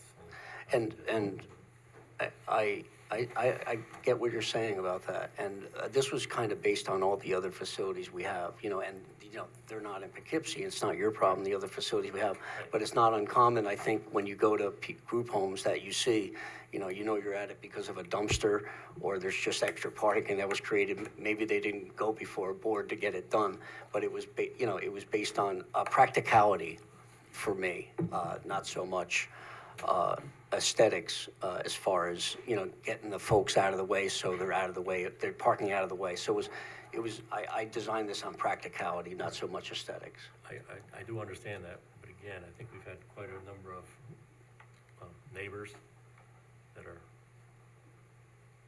not overly, but very concerned about the parking right in front of the house like that. And again, the situation I'm in, I can understand that, so that's why I'm saying maybe the wider driveway would be less of an impact. Were you provided with any of the neighbor comments that came in the past day or two about this application? No. Most of them came today. For the record, there were a number of comments that'll be entered into the record. These were emails from neighbors essentially objecting to, I think, mostly the aesthetics of the application. Mainly because it's in front of the house. Well, it's still gonna, even if you widen It's the gonna driveway. be, but again, but that is going to look like a couple of the other driveways that I think are already on that road, they're wider, so it's not, I think visually it's not as big an impact, because if you go up further on Beechwood, you'll see the wider driveways. That's just my opinion. Well, I think that I would ask for them to come back with some alternatives to what their initial proposal. Again, staking it out would be a big advantage for us when we come out, if we had an idea of what you wanted to do. Sure, I could do that. Just 2 or 3 wooden stakes. Sure. That No makes problem, our I'll life- even send you makes our guys life a lot pictures. easier. Sonia and I have become friends. I'll send some pictures. Thank you. Okay, Phyllis? Thank you for not making it permanent before you came in. Yes. And asked it, thank you. So I was out on Sunday, or Saturday. What I saw was what you want, is that correct? That's what I want, yeah. That's what Okay. I would like, yeah. And I didn't mean that to sound anyway. And then the vans were parked, to the west of that. Right, so Correct, that's on the always lane. gonna be like that. Yeah, it's so that you can egress. That was the reason for having it go over there, so that the driveway is clear to, Either van can, right, two come in to the right, and either van can back out. Okay. Are you open to landscaping some of that front, in front of where you have planned for the driveway? Because that would kind of shield, I would put What up was- I would put up a retaining wall with flowers and arborvitae's. I would do that in a minute. I'm not completely sold on the front, because as I speak to you folks, you know, I was from a practical standpoint, and, you know, I understand a neighbor might say something about the aesthetics of seeing 4 cars right in front of a home. I get that. But I approach this from a practical standpoint, but if I put up a small retaining wall, and I have my CEO next to me probably thinking about how I'm spending her money right now, but I would probably, if that was okay with you, I would probably put up some sort of retaining wall with arborvitae's in it or something. the other thing I was wondering is that if that space was not used for cars, is that an outdoor space that your residents could use safely during the good weather? we have a nice backyard Oh, you that they'll be do? used, yeah, so like we're actually, I don't know if you did it yet, but like there's gonna be wheelchair swings in the backyard, and the backyard is fenced, and we have a seating area back there. Thank you, that was it. No further questions. And typically you have the 2 vans? Yeah. Two vans, yes. Tony? No questions, I just agree with Art's comments around widening it versus. No questions. No questions. Anyone from the audience that wishes to comment on this? Okay, why don't you come up, you can take the spare microphone? Or- Why don't we ask these guys to sit down Okay. yeah, if you guys wouldn't mind sitting down, and then we'll let people come up and do their comments, that would be great. Okay, why don't you state your name? Nicholas Mitsakis. I'm at 206 Beechwood Avenue, right across the street, almost. Do you swear or affirm that the testimony you're going to provide tonight is true and complete to the best of your knowledge? Yes. All right, what do you have to say? So I've been at Beechwood Avenue over 30 years on 206 Beechwood Avenue. I just want to make sure for the record, the petition that was submitted, there were 12 properties, both sides of this property, and 16 signatures, okay, of people who are opposed to putting this in front. 20 by 40 is a big parking area. I have pictures of 14 cars, okay, that have been at that property during, in the last month.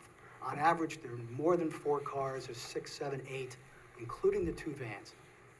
To the right side of the property today, there are 7 or 8 garbage cans, I don't know if you saw that, right up to the property line of the poor people who live on that side. They were devastated. There's no fence to block the garbage. Okay, I'm just saying, I know we're talking about the parking here, but in my mind, it was poor planning. Wayne Thatcher, who owned that property prior to them, he added an extension on the right side for his law firm. He blocked the parking that used to go in the back along the side. When they put this in, they extended the property all the way up to the two sides of the property line, so there is nowhere to park. That was poor planning, all right? So I submitted a letter, I don't know if you want me to reread my points, or if you want me to add these additional points, but to me, the solution is to reduce the number of residents.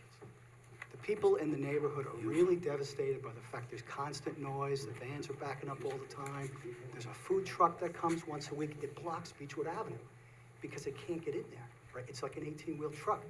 Beechwood Avenue is very wide, there are school buses, I can't get through. I was going to come through the big trucks there. Plus, there's waste, anyway, there's a lot of stuff. There's garbage that I pick up off my property. When the food truck delivers. So today we're here just about the parking. Okay, you want to hear about the park? Okay, so I don't know what I can do about the other problem. So the parking lot, like I said, all these people are against it because it's going to affect the aesthetics. I totally agree with Arthur in his point. I think there's one other property on Beechwood Avenue that does have parking up to the, up to the line. I was a little surprised that got authorized. But yeah, I mean, it's just gonna ruin it. It's a beautiful neighborhood and it's gonna ruin the neighborhood. And that's why everybody's opposed to it. It's gonna affect my property value. I've been here 30 years and I'm devastated, just from the noise. Alarms go off in the middle of the night. I know you're talking about the parking. All right. Okay. So we want to tell you anything else? We don't want the parking. Okay, I got that from all the emails. Yeah, the Okay. aesthetics, right? I mean, just, it's off. You want that in front of your house? Yeah. Okay, that's what I have to say. Thank you. Thank you.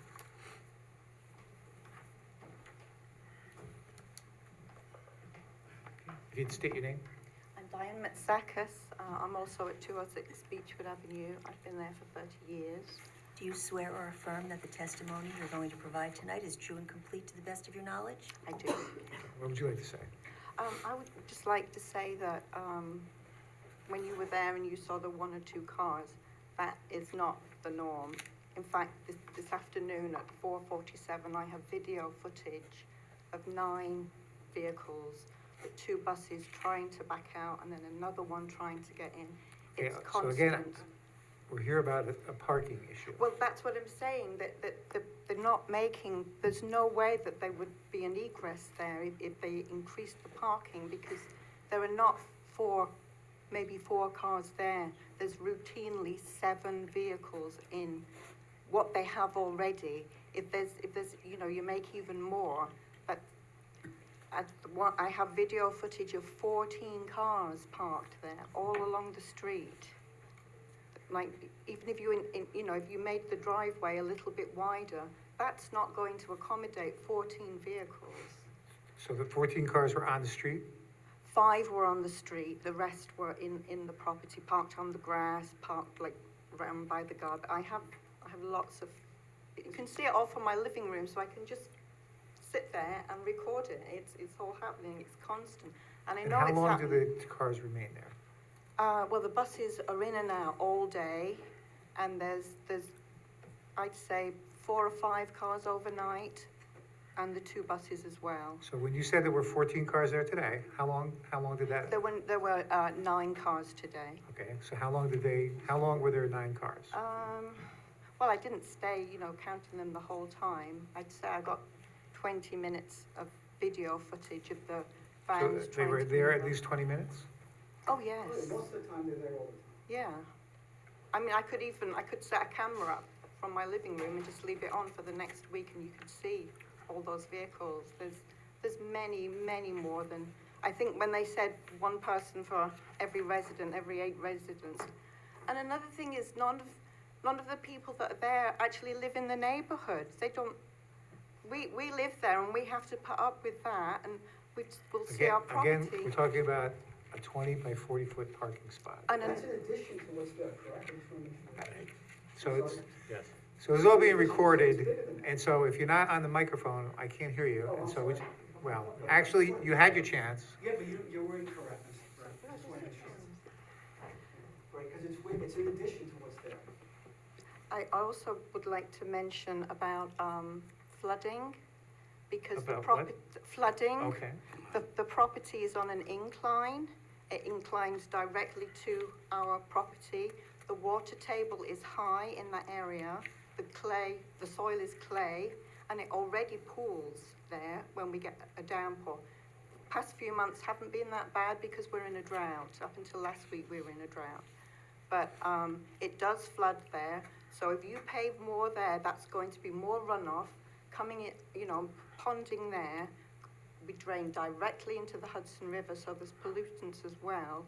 And not too far down the road, the town has already mitigated there for flooding by putting a culvert in, because the water table is high there, and the road floods and it's not passable.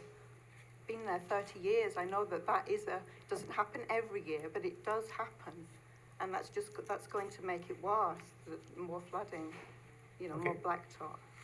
Yeah, but I just want to, make the point that regards to parking, there are many, many more cars than they're admitting to. And I think even if you extended the parking, it wouldn't be enough. There would still be on-street parking needed. All right.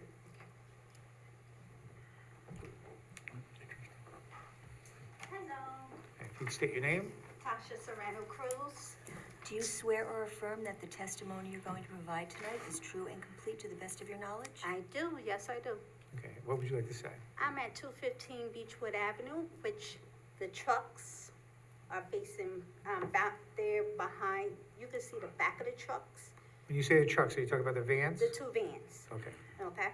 So the house is here, the two vans is straight this way. They're always there.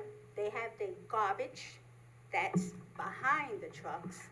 So now the garbage is, sometimes they get knocked over into my property, and they don't come pick up the garbage. Okay, so, No, I know.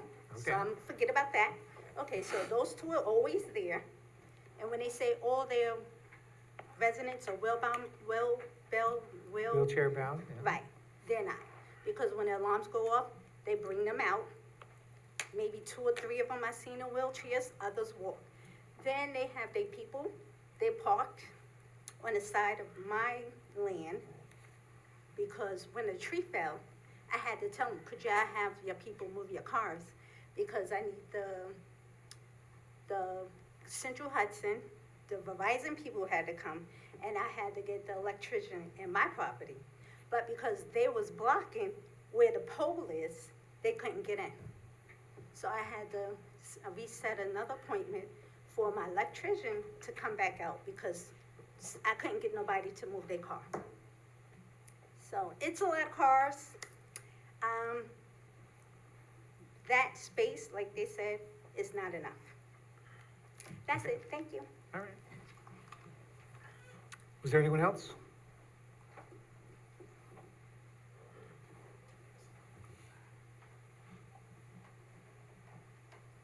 My name's Gabriel Matsakis. I'm also at 206. I rent from my parents there. Okay. Do you swear or affirm that the testimony you're going to provide tonight is true and complete to the best of your knowledge? Yes, I do. I'm also a 30-year resident of 206 Beechwood Avenue. We're almost directly across from 211, but the actual property directly across from it, really, which I believe is 209, is largely wooded. And I just want to speak a bit about the aesthetics as well. I know some people have raised concerns about that, and I just want to kind of add to that a little bit. That wooded area, which is around an acre, is really going to be a major contrast with what, in my opinion, amounts to something close to a parking lot. The existing driveway is normal sized, I would say, for the rest of the street. If you're expanding that by the amount that's currently staked out, it looks like it's about doubling in size, maybe more. So we're talking almost the entire front of the house being a parking lot, opposite from, aesthetically, a nice wooded area. And the rest of the street, which includes a number of trees, relatively small to mid-sized homes, family homes, etc. So I really feel like this is going to transform what currently appears to be a similar form of home into what is obviously a business. Now, we do have 2 businesses on the street in addition to this one. We have facing Route 9, we have a Ulster Savings Bank, We have another building sort of immediately next to it, which is, I think, CPA Associates or something along those lines. But even those have sizable amounts of green space. They're relatively set back from the road. And they are more a part of Route 9, I would say, and Route 9's kind of environment than they are part of the sort of Beechwood Avenue environment and community, et cetera. So although it was rightly pointed out that there definitely are some larger driveways on the road, I feel that this would be very substantially apart from those and just overall the aesthetic of the street. Okay, thank you. Anyone else who wishes to comment on this application? All right, if I have the applicants can come back? No, we just want to see if anyone on Zoom for this application? No, okay. All right. So do you have any response to anything? that's My been said? responses weren't related to the parking, so. Well, I think that's true, except that they did describe the number of cars, so. We had quite a few during construction. I don't know what dates those videos are from. I can't speak to that. Okay. At construction, easily 9 or 10 trucks, dumpster. If it happened since we moved in January, it seems excessive. We're not aware of that. It's the truth. All right, how many employees do you have? Each shift runs with 3 people, and then there's a manager of the house. But like I said, there's also a nurse that comes in. There's a requirement that a nurse comes in at least once a week. We do, like I said, we do have some active families, that there's some families that also come to visit the people who live there, so there are people who do come in and out. Okay, like, realistically, what's the maximum number of people that would be there? And for how long? Well, there would always be the 2 vans, and there would always be probably at least 3 to 4 cars. And then But in terms of visiting relatives or any other care people that come in? there could be another 2 or 3, like I said, but the nurse is not there every day. There's not families there every day, and they don't stay the whole time. Okay, and typically is it just during the day or evenings? During the day, they go to a day program, so they're usually not there. So there would be more visits. The nurse does come during the day, but there would be more visits on evenings, weekends, as far as family members. And the food truck Food truck comes once a week. it delivers the food. We order from Oh, Ace so it's not Endico. okay. It delivers, it does like a, Ace Endico, yeah, it comes roaster. once a week and does a food delivery. Okay. Christine? No further questions. Art? I do. Now I'm a little bit confused. You have an area that's got, looks like grass seed and straw. That's gonna be lawn, that's not gonna be parking, right? Your parking That's is- gonna remain lawn, Your parking is only where you have the. temporary- correct. That's our proposed, it's, I was told, I think Sonia, 30 feet at least from, and this is well beyond, Recording in progress. this is 60 feet. This proposed is more than 60 feet from the road. So there would be quite a substantial front yard to look at as you drive by. Okay, thanks. Thank you. Phyllis? No, I have no further questions. Tony? No further. Linda? No further questions. Tony? One quick one. Any particular visiting hours, or could people just show up whenever? Well, like Penny said, they go out around 8 or 8:30 to Fishkill to our day hab, and they arrive home around 3 or 3:30. So sometimes the home is not even staffed during the day. Okay, but family members? They're in the Any evening. hours for them in particular? There's not visiting hours because it's their home, so we can't put visiting hours, but people generally are not. Usually, they come during the day and the evenings. Okay, family members, you mean? Yes. But like I said, by regulation, you can't, it's the person's home, you can't say that you can only come during these times. Okay. That's it. Okay. I'm gonna suggest that you come up with some alternatives to your plan. Sure. And so I'm gonna say, And if we adjourn this till next month, is that enough time? Absolutely.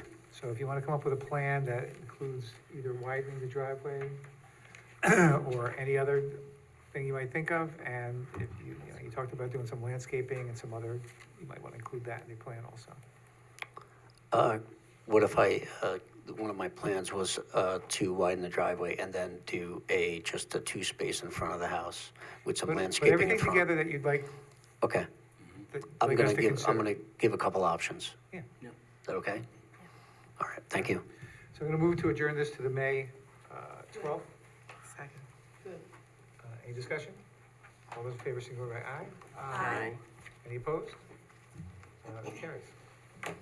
Thank you. Thank you.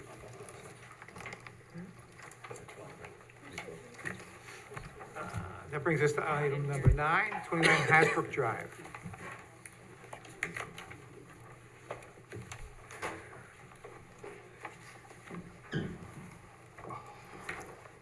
Just state your names. Good evening, Jason Littrick from JL Architecture. Jared Delforo. Do you each swear or affirm that the testimony you're going to provide tonight is true and complete to the best of your knowledge? Yes, I do. Yes, I do. All right, why don't you describe this application? Yes, my client is seeking to put a 10 by 22 addition over an existing garage. It's a pre-existing non-conforming lot. He built the garage about 12, 13 years ago, and the setback was 20 feet, or 10 feet then, and now the zoning requires 20 feet. So we're not increasing the non-conformity. The addition will be going directly over the garage with a reverse gable that'll complement the style of the house as well. And was there a permit for the garage? Yes. Okay.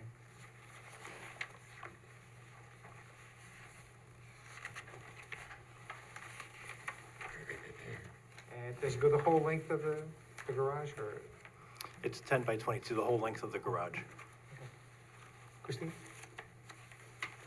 No questions. All right. It's not gonna be an apartment, it's not gonna be an apartment, right? It is not, it is an extension, we're enlarging the bedroom.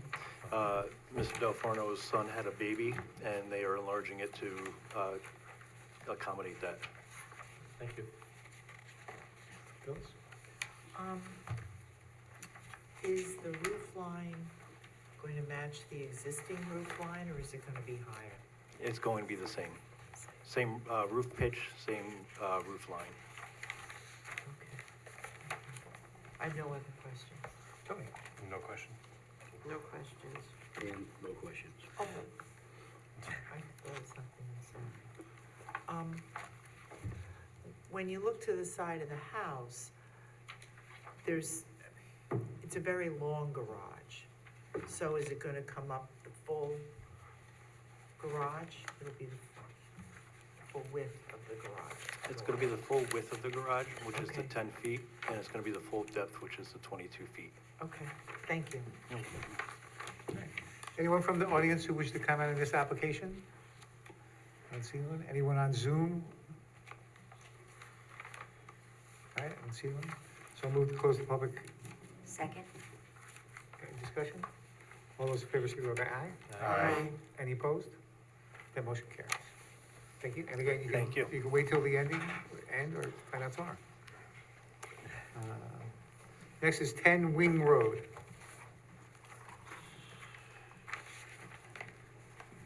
Okay. State your name. Kenneth Pasco? Mr. Pasco, do you swear or affirm that the testimony you're going to provide tonight is true and complete to the best of your knowledge? I do. All right, why don't you describe this application? This is for an existing shed that was on the property when I acquired it back in 1998.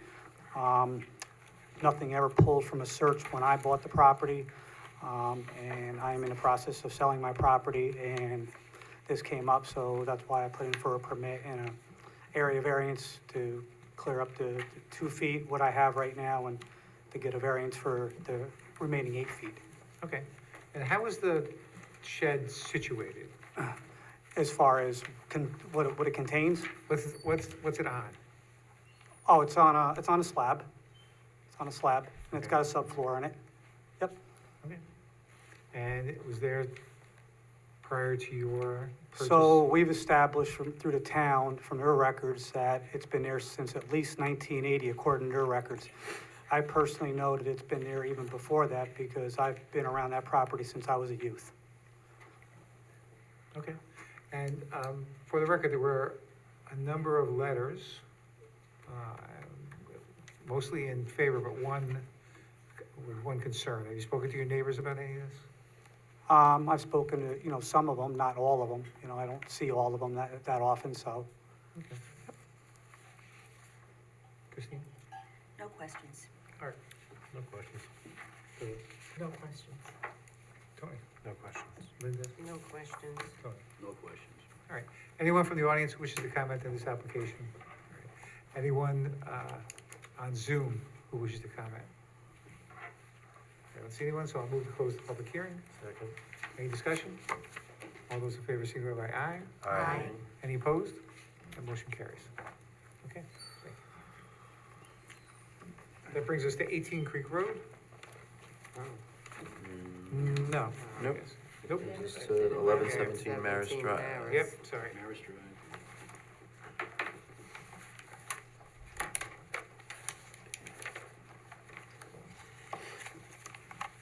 Good evening, Brandon with Maury Architects. Hopefully I look familiar to some of you. We were here about a year ago on this project. We have a minor amendment that I will quickly review with you. I know it's late. Let me just share my screen quickly. Okay, so I hope we're all familiar with the site, 1117 Maris. What has happened since the last time we were here, prices have increased significantly. So we are looking to modify the exterior of the building. Along with that modification, one of the things that we noticed is we did not have a location for the automotive use on site to store their used tires until they're disposed. So anytime they go through a tire change, they have to store those tires, they get picked up, and then they're taken away from the site. So that's what we're mostly here for today. So what we had gotten variances for previously was for this very small blue area here that you can see, that was the walk-in cooler. So previously you approved that. That was a, I think, 0.3% increase in the building coverage. What we're now looking to do is this small gray area here was an existing portion of the building we were reconstructing, and now what we're looking to do is sort of infill the rest of that space in this green shaded area, and that's where we're going to store these refuse tires. That's approximately 185 square feet. That also increases our building coverage, I think, by a total of maybe 3/10 of a percent. So the existing site is 1.4% over the 35% permitted. We previously, about a year ago, were granted a 1.6% variance, which covered our existing, pre-existing nonconformance, plus the walk-in cooler. So now what we're looking for is just to modify that by another 0.3%, and we're requesting a 1.9% increase in that variance. The exterior of the building, just so you guys can see the updates. It's relatively similar to what you may have seen at the previous meetings. We're basically recladding the building. There's not as much articulation on the facade. But this portion of the building here on this south elevation, that's really the change. So you're gonna get a continuous, instead of just having a small section where the Red Cap's compressor shed was located, or compressor equipment was located, we're gonna extend that fully across. That's the only change to the application. Because of these delays and the changes that we've had to go through, we're also requesting variances for requesting extensions for two of the variances we got previously. I'll just go back to the site. One of those variances was the fact that we had the signs not located near the driveways. The other variance request we're looking for is also related to the walk-in cooler. That needs to get extended because that portion of the walk-in cooler was actually inside the setback. I'll just zoom in here a little bit. This gray line is the setback line. We got a variance for this portion because it's an addition, but you can see obviously, we're within 3 inches everywhere else. Other than that, there are no changes to the application, so I'll take any questions you have. Christine? No questions. Art? No, this is all for the motor motor vehicle shop, not red cap cleaner, right? Correct. This addition is only for the tire storage. Okay, so the compressor is for the tire store, not red cap. That will be a separate section that was already part of the plan. We're now extending that. And that exists today, that footprint. Good, thanks. Phyllis? No questions. Tony? Is that interior access or exterior access? Well, they'll have exterior access, obviously, to unload the tires, but it will be access from inside the building is how they will store them. From the repair area, they'll have racks to store them in there. Okay. No questions. Tony? No questions. Anyone from the audience who wishes to comment on this application? If you'd unshare your screen.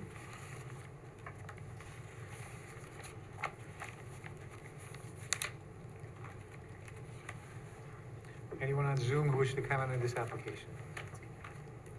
All right, I don't see anyone, so I'll move to close the public hearing. Second. Any discussion? All those in favor signify by aye. Aye. Are there any opposed? That motion carries.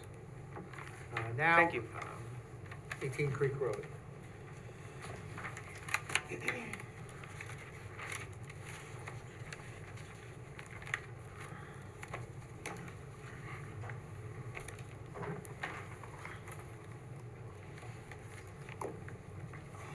State your name. Scott Bryant. Do you swear or affirm that the testimony you're going to provide tonight is true and complete to the best of your knowledge? Yes. All right, why don't you describe this application? I'm sorry? Why don't you describe the application? Certainly. So I'm before the planning board currently for I don't know if I'd call it a redevelopment, but kind of a repurposing of an existing industrial building. And along with that, some expansion to provide some additional self-storage.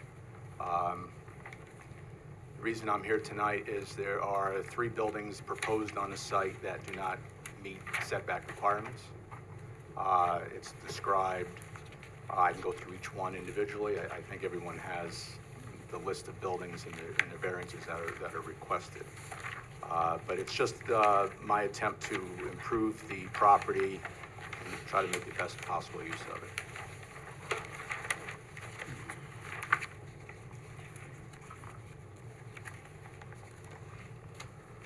Okay. And is it going to stay, the nature of the business is going to stay the same? Yes. And I would also add, just in case anyone's not aware, I own 16 Creek Road, which is also self-storage, so this kind of dovetails with what I have next door. I don't have any questions. Christine? No questions. All right. No questions. Phyllis? No questions. Tony?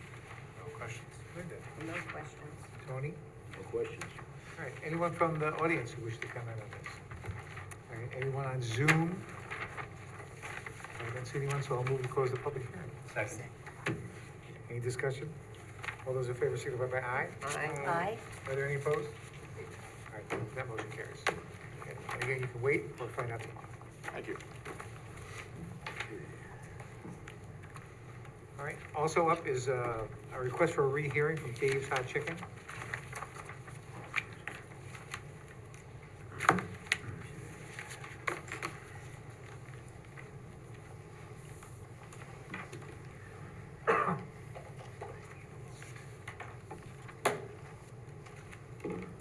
State your names.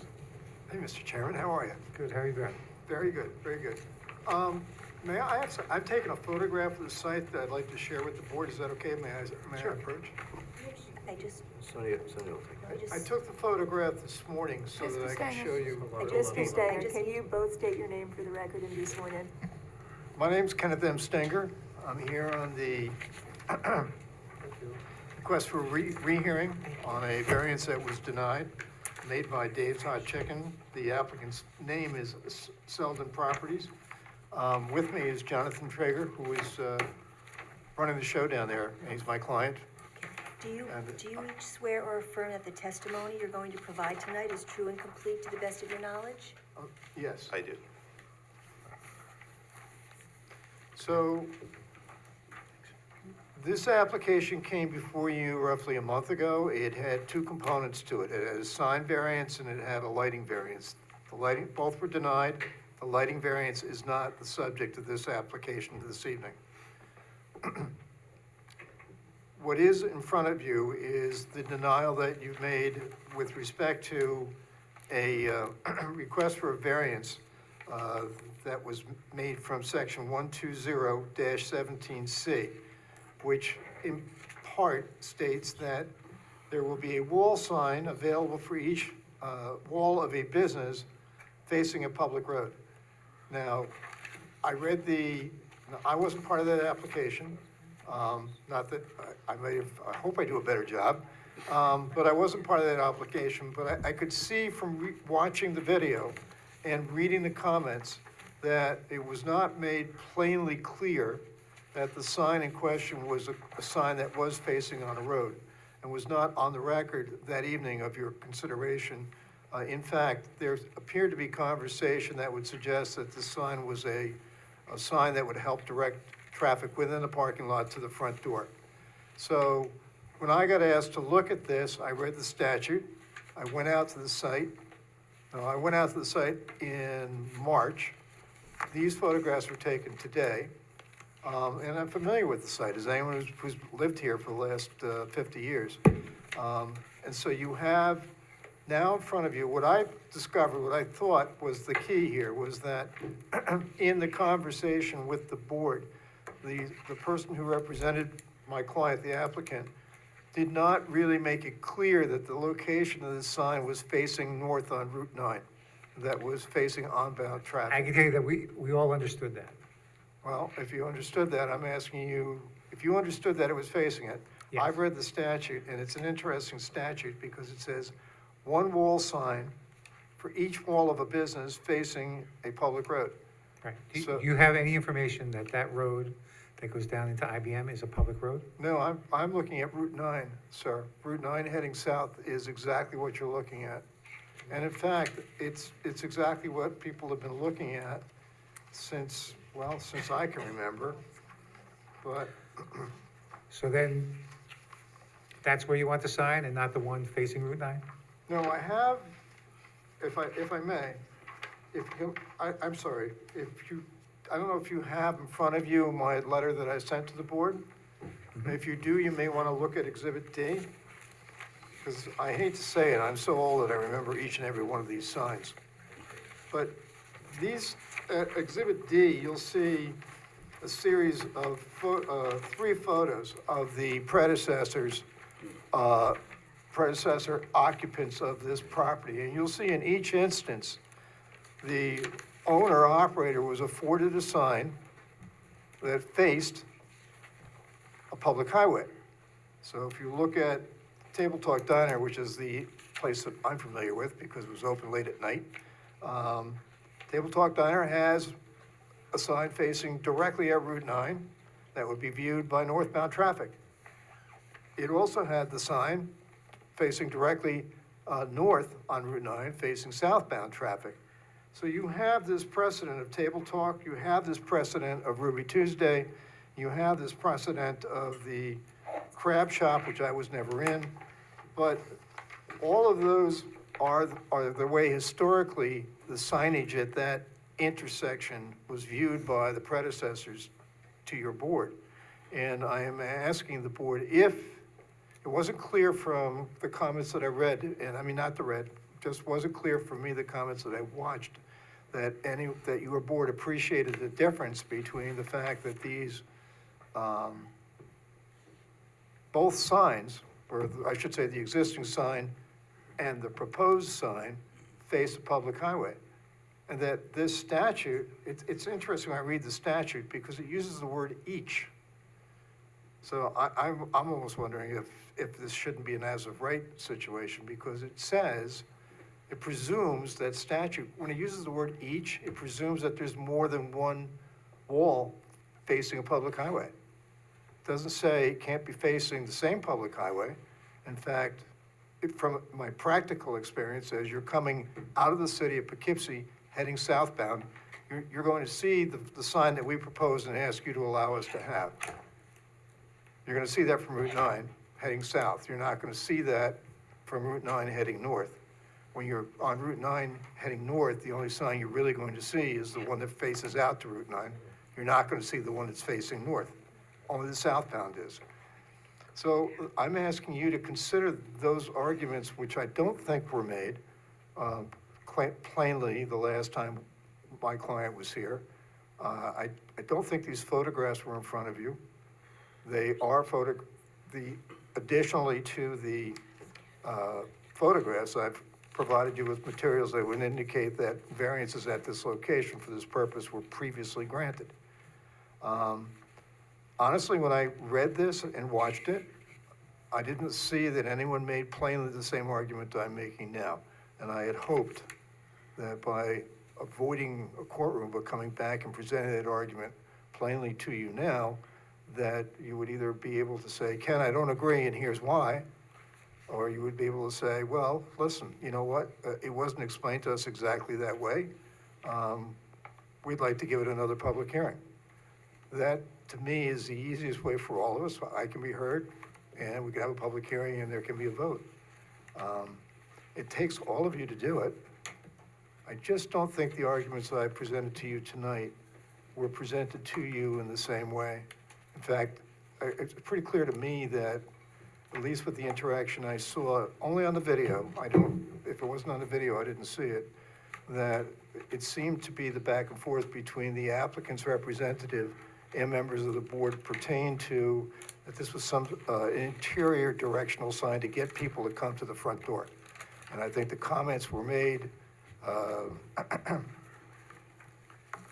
we didn't need that additional signage for that purpose in that location. And I'm not here to say that that position or opinion was incorrect. I am here to say that I think you have to view that that was not, the application was not presented to you as clearly as I hope I'm presenting it this evening. If it is, and you still are opposed to it, then I've made my argument and I've been heard. But you do have the precedent, you do have the statute, and the statute says each. I don't know, that's the points that I don't think were clearly made the last time anyone was here. And so I'm not asking you to grant this. I'm arguing and asking for an opportunity to be heard a second time with a public hearing so that I might be able to lay the record that I think would not only address the issue that we're just discussing now, but the other elements that would have to be shown to get the grant, get the vote in my client's favor the next time we appeared. So I'm asking for that opportunity. I'm not asking for a final decision. Okay. And you understand that it has to be a unanimous decision to? I do understand that, Mr. Chairman, and I'm hoping that you will give me that opportunity to present this case to a public hearing on a better record, a more complete record than the one that was presented. And if at the end of that more complete record, if the board determines it's not going to proceed with it, well, I will have been heard. I will have created a complete record, and we'll take it from there. But I just like that opportunity. That's what I'm here to ask for tonight. Thank you. Thank you. Did anyone have any questions? Go ahead. You go first. No, I was just gonna say, we don't have all of those other pictures that you referred to. We just have this one that you handed out. There was, I'm sorry, there is, I sent this letter to the entire board. It has 5 exhibits. Have you all seen it?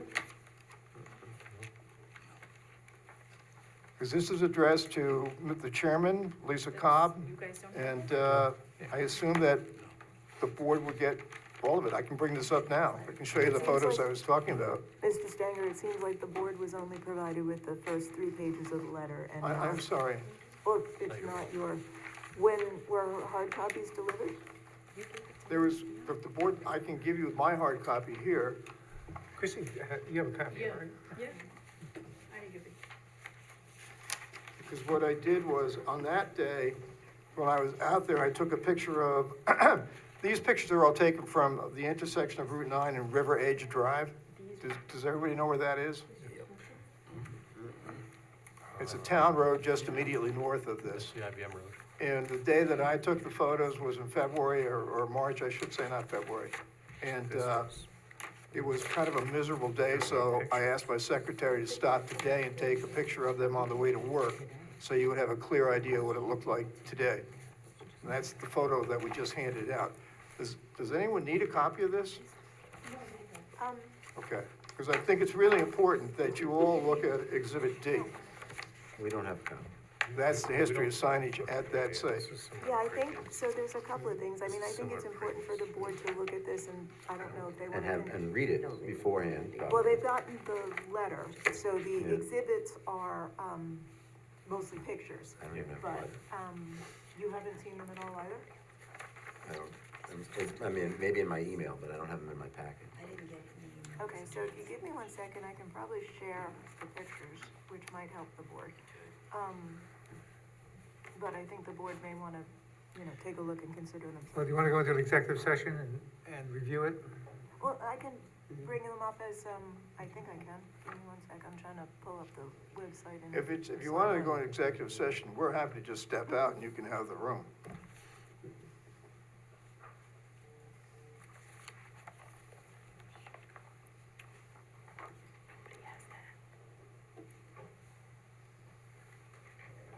Mr. Chairman, while Lisa's looking, can we ask some questions? Yeah, go ahead.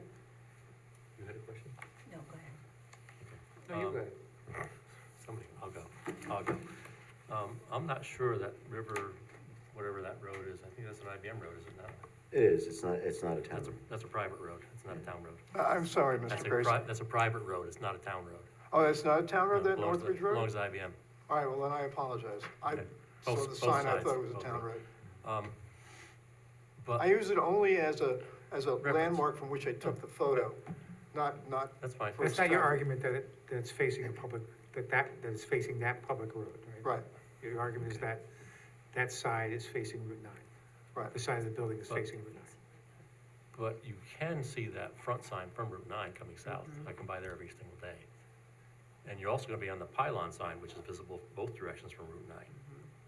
The Very pylon sign is, The big tall sign out in front of the automotive store, Yeah, it's farther down.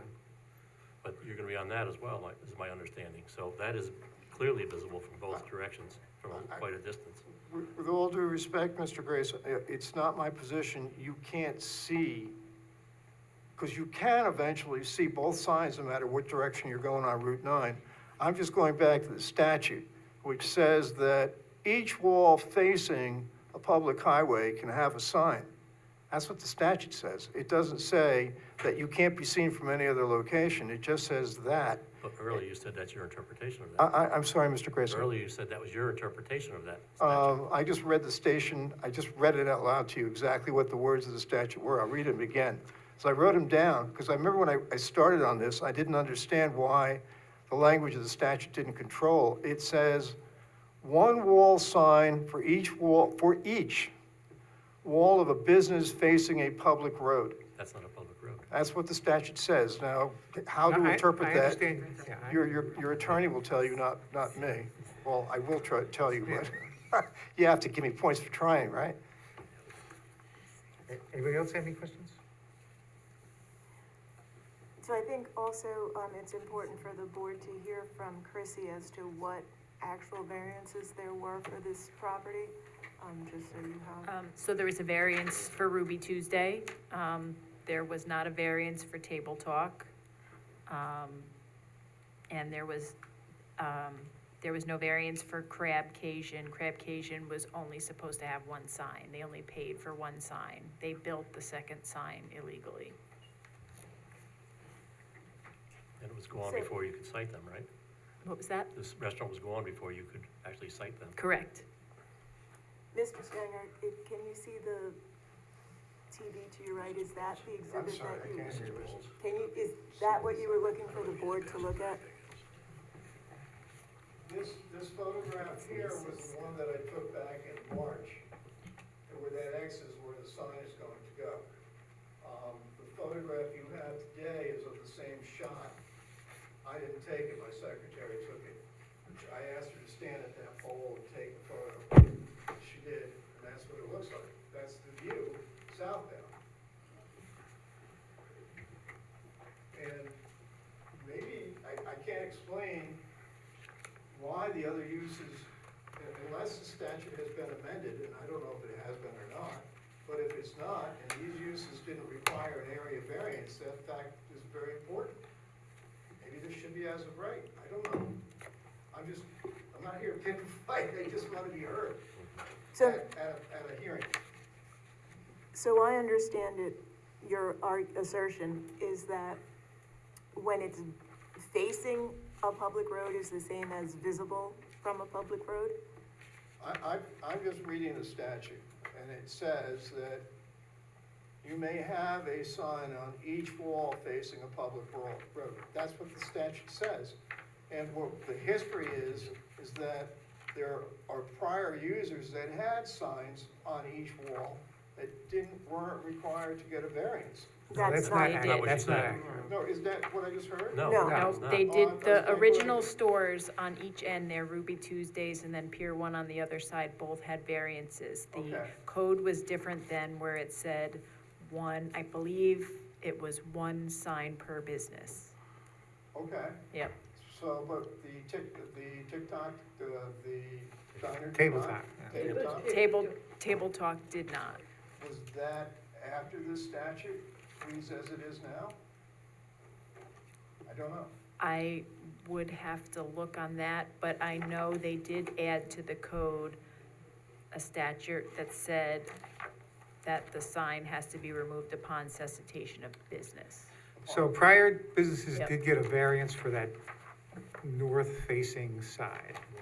Then they extinguished when the business went out of business. And subsequent businesses put up signs without permission and without a variance. That's accurate, correct? Yes, Table Talk may not have been required at the time because they did not, the statute that said upon cessation of business, the sign has to be removed, wasn't in the code. I seem to recall Table Talk coming in for a variance, but I couldn't find it, no? no. Okay. So that's how we interpret the statute, that because it required a variance, because it was not directly facing a public road. That north side is not directly facing, not that you can see it from that road. It's quite clearly, the east side of the building faces Route 9. Okay. I think our interpretation is that the north side does not face Route 9. So what we're saying then is your interpretation is that the north side, the If it was at an intersection, like Route 9 and whatever's down towards South Hills Mall, right there, both the north and the west, well, both, two sides would be facing a public road at an intersection of public roads. That's not the case here. So, okay, if that's not the case, will you give me the opportunity to build my record at a hearing? And if not, then you won't. That's what I'm here for tonight, not that final decision. I quite frankly would like the opportunity to brief, now that we're here, having this conversation, I would like the opportunity to determine, or at least be able to make a legal argument to your counsel as to how that statute might be applied differently than your interpretation. I'm not sure for certain, and do not wish to create an impression that what you're determining here has been wrong, but. I accept that. I will be honest with you, I read the statute, and I know the statute has to be interpreted in favor of the applicant, because all zoning code must be, because all zoning codes are in derogation of the owner's prerogative. So, I'd like the opportunity to bring that argument to the board. If you give me the opportunity to come back, you're not telling me how you're gonna vote, but you at least give me the opportunity to present all of the arguments I might bring in light of what I'm hearing tonight. That would make a more informed basis for your decision. Okay. That's what I'm asking for. All right. Anyone else? All right, then I'll move to close the public record. Second? Any discussion? All those in favor, signify by aye. Aye. Any opposed? Then that motion carries. And I'm gonna suggest that we have a 15-minute break. So we're gonna adjourn and come together at 8:45.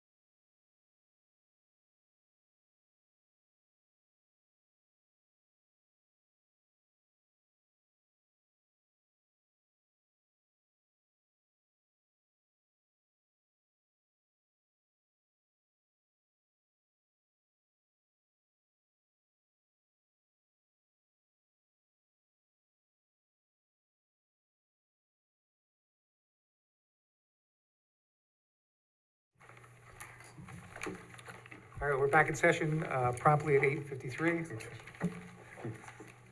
We'll do item number 13 first. This is a request for a rehearing on Dave's Hot Chicken for a prior denial where the applicant has indicated an attempt to have a different approach to re-examine the application. Does anybody want to comment on anything? I thought we were pretty clear the first time around, so I'm not fond of rehearing. Okay, in order to do a rehearing, I remind everyone there has to be a unanimous vote. All right, any concerns? Any comments? Well, I'd give them a rehearing personally, but it's, Okay, I would rehear it too. okay. All right, well, all in favor of giving a rehearing, say aye. Oh, what? Do we want to see if Phyllis, or do we want to just, is she still here? Is she in? Yeah, She's on the she's phone. just on the phone. She's on the phone, she's got some stuff going on, I think we should let her. So we'll go with the Yeah. 6-member. 6 members for this, I guess, yeah. Okay. Yeah, let the record reflect that one of our members has stepped out for a second, so. So all those in favor of a rehearing, say aye. Those, any in favor, any against rehearing, say nay. Nay. Nay. Okay. So Thank you. I heard 2 nays from this end. Were there any nays from that end of the room I There didn't was hear? one, yeah. Sorry? One. 1, okay, thank you. Or you and me? Ah. I don't think so. I don't think you need to. Doesn't look like it would matter. Okay. All right, so.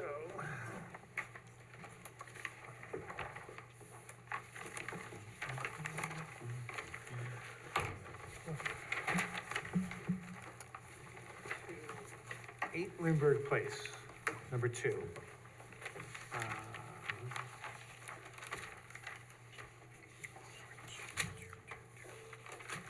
So this is a request, these are 15 feet 4-inch variance to put a enclosure above his porch. Anybody having concerns about this?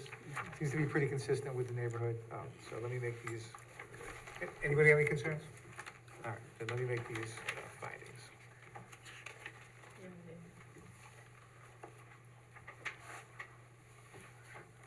Whether an undesirable change will be produced in the character of the neighborhood or detriment to nearby properties.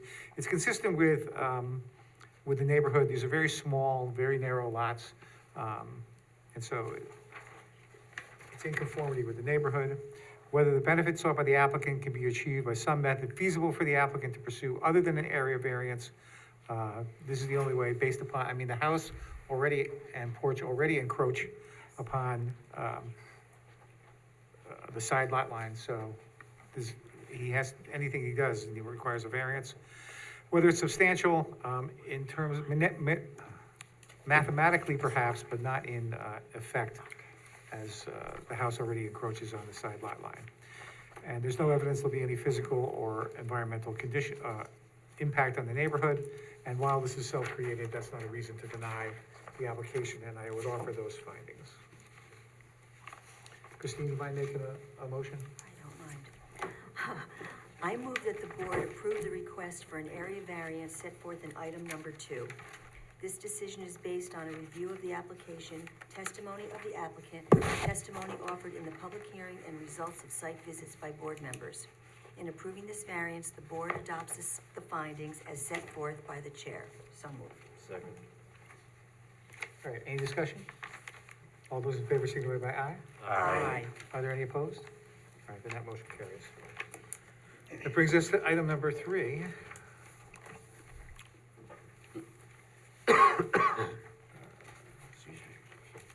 So ABD Stratford, 56, Kensington Lane. So first is whether the zoning administrator was correct in her finding that variance was required. Do I have to make findings on that, Lisa? I think it would be a good idea. I think Okay. I need to put that So in the resolution. the applicant's reliance on that his rights to build 184 units vested based upon the finding of the town board that that number of units was allowed, I think is inconsistent with the record, and it's not a basis to support his position. I think any of the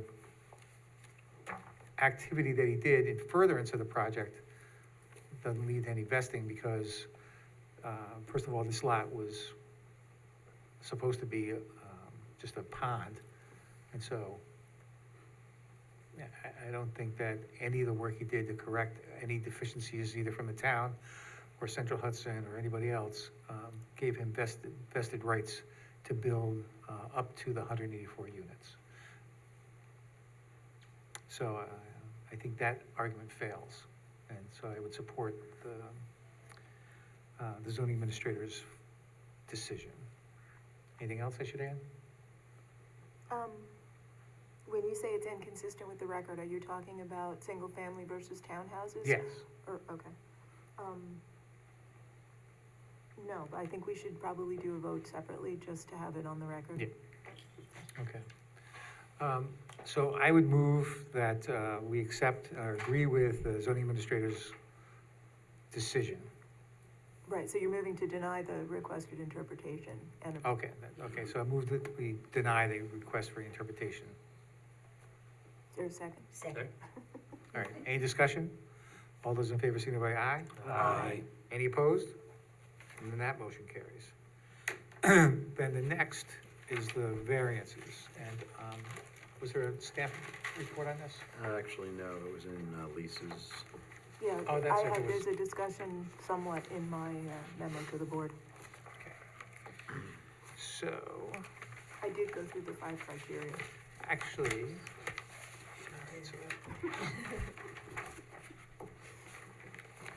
you need to read those, or are you gonna put them right in the? If the board doesn't have any changes, I can put those in full sentences and put them into the, No, I think that's good. okay. Are you gonna vote against Oh, this? actually, there was one that I did not specifically address, which was whether it's a self-created hardship or not. I would say it's not typically in the normal form of self-created. I can agree with that because of the change in zoning, among other things. Yeah. Okay. Sorry. Phyllis, why don't you make this motion? Right over me, didn't it? You do the next one. I move that the board approve the request for an area variance set forth in item number 3. This decision is based on a review of the application, testimony of the applicant, testimony offered in the public hearing, and the results of site visits by board members. In approving this variance, the board adopts the findings as set forth by In council memo. by lead counsel. I would ask that you add a condition that, that screening be applied for each of the lots, to be determined by the planning board, but up to the maximum screening available or practical. What's that? To do what? To put screening, Oh, yeah, screening, yeah, the maximum, okay, I'm sorry, I just didn't hear you. Is that for privacy or for during construction? privacy. During the construction, they have their own rules about Okay. preventing terrible things from happening, and the planning board will do any of the work required for drainage or I thought I stormwater read control. somewhere that we had something to that effect, but okay. And rainwater, I'm sorry? Runoff. and the runoff, the, Stormwater, that's something that we'll be looking at as part of the Okay. routine part of the project. Where something like landscaping, okay. we look at, but you're saying you want as much landscaping as makes sense on those lots to provide a buffer, right, or screen. Yes. Okay. So moved. Second. All right, any discussion? All those in favor signify by aye. Aye. Are there any opposed? Then that motion carries. That brings us to item number 5. 4 has already been adjourned, so 86 Vassar Road. That's the fence, right? Anybody have any concerns about this one? I made it clear, you could see exactly what he was trying to do there. It's worse. Okay, Art, you mind doing this one? Okay, the only thing we need to make clear, again. No, this is, This fence. 86 Vassar Road. This is the fence. No. No. But did you need to do Oh, that findings? piece of property. Gotcha. Pie-shaped. This is a residential, so Yes. I don't think there was a staff report.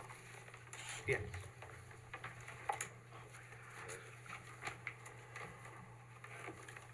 We good? There is no staff report, you said? There is no Oh, staff report. then okay. Is that what you keep saying? I'm not sure at this point. It's almost midnight.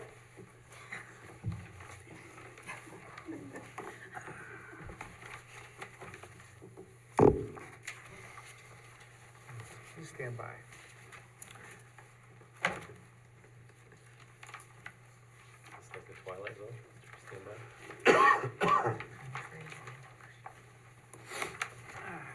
Whether an undesirable change would produce in the character of the neighborhood or a detriment to nearby properties, we created a granting the area variance. This property has existed for quite some time. Although it's not particularly within the character of the neighborhood, it's been there for a long time, and I don't think it'll have any impact.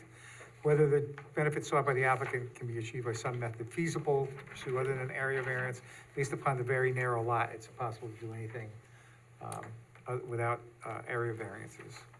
And whether the requested area variance is substantial, perhaps mathematically, but based upon the positioning of the neighbors, and the fact that it's been there for many, many years, it's kind of a minimal impact. There's no evidence that there'll be any physical or environmental impact, and although this was self-created, that's not a reason to deny the application. So I would offer those findings. Art? You done? Okay. I move that the board approve the request for an area variance set forth in item 5.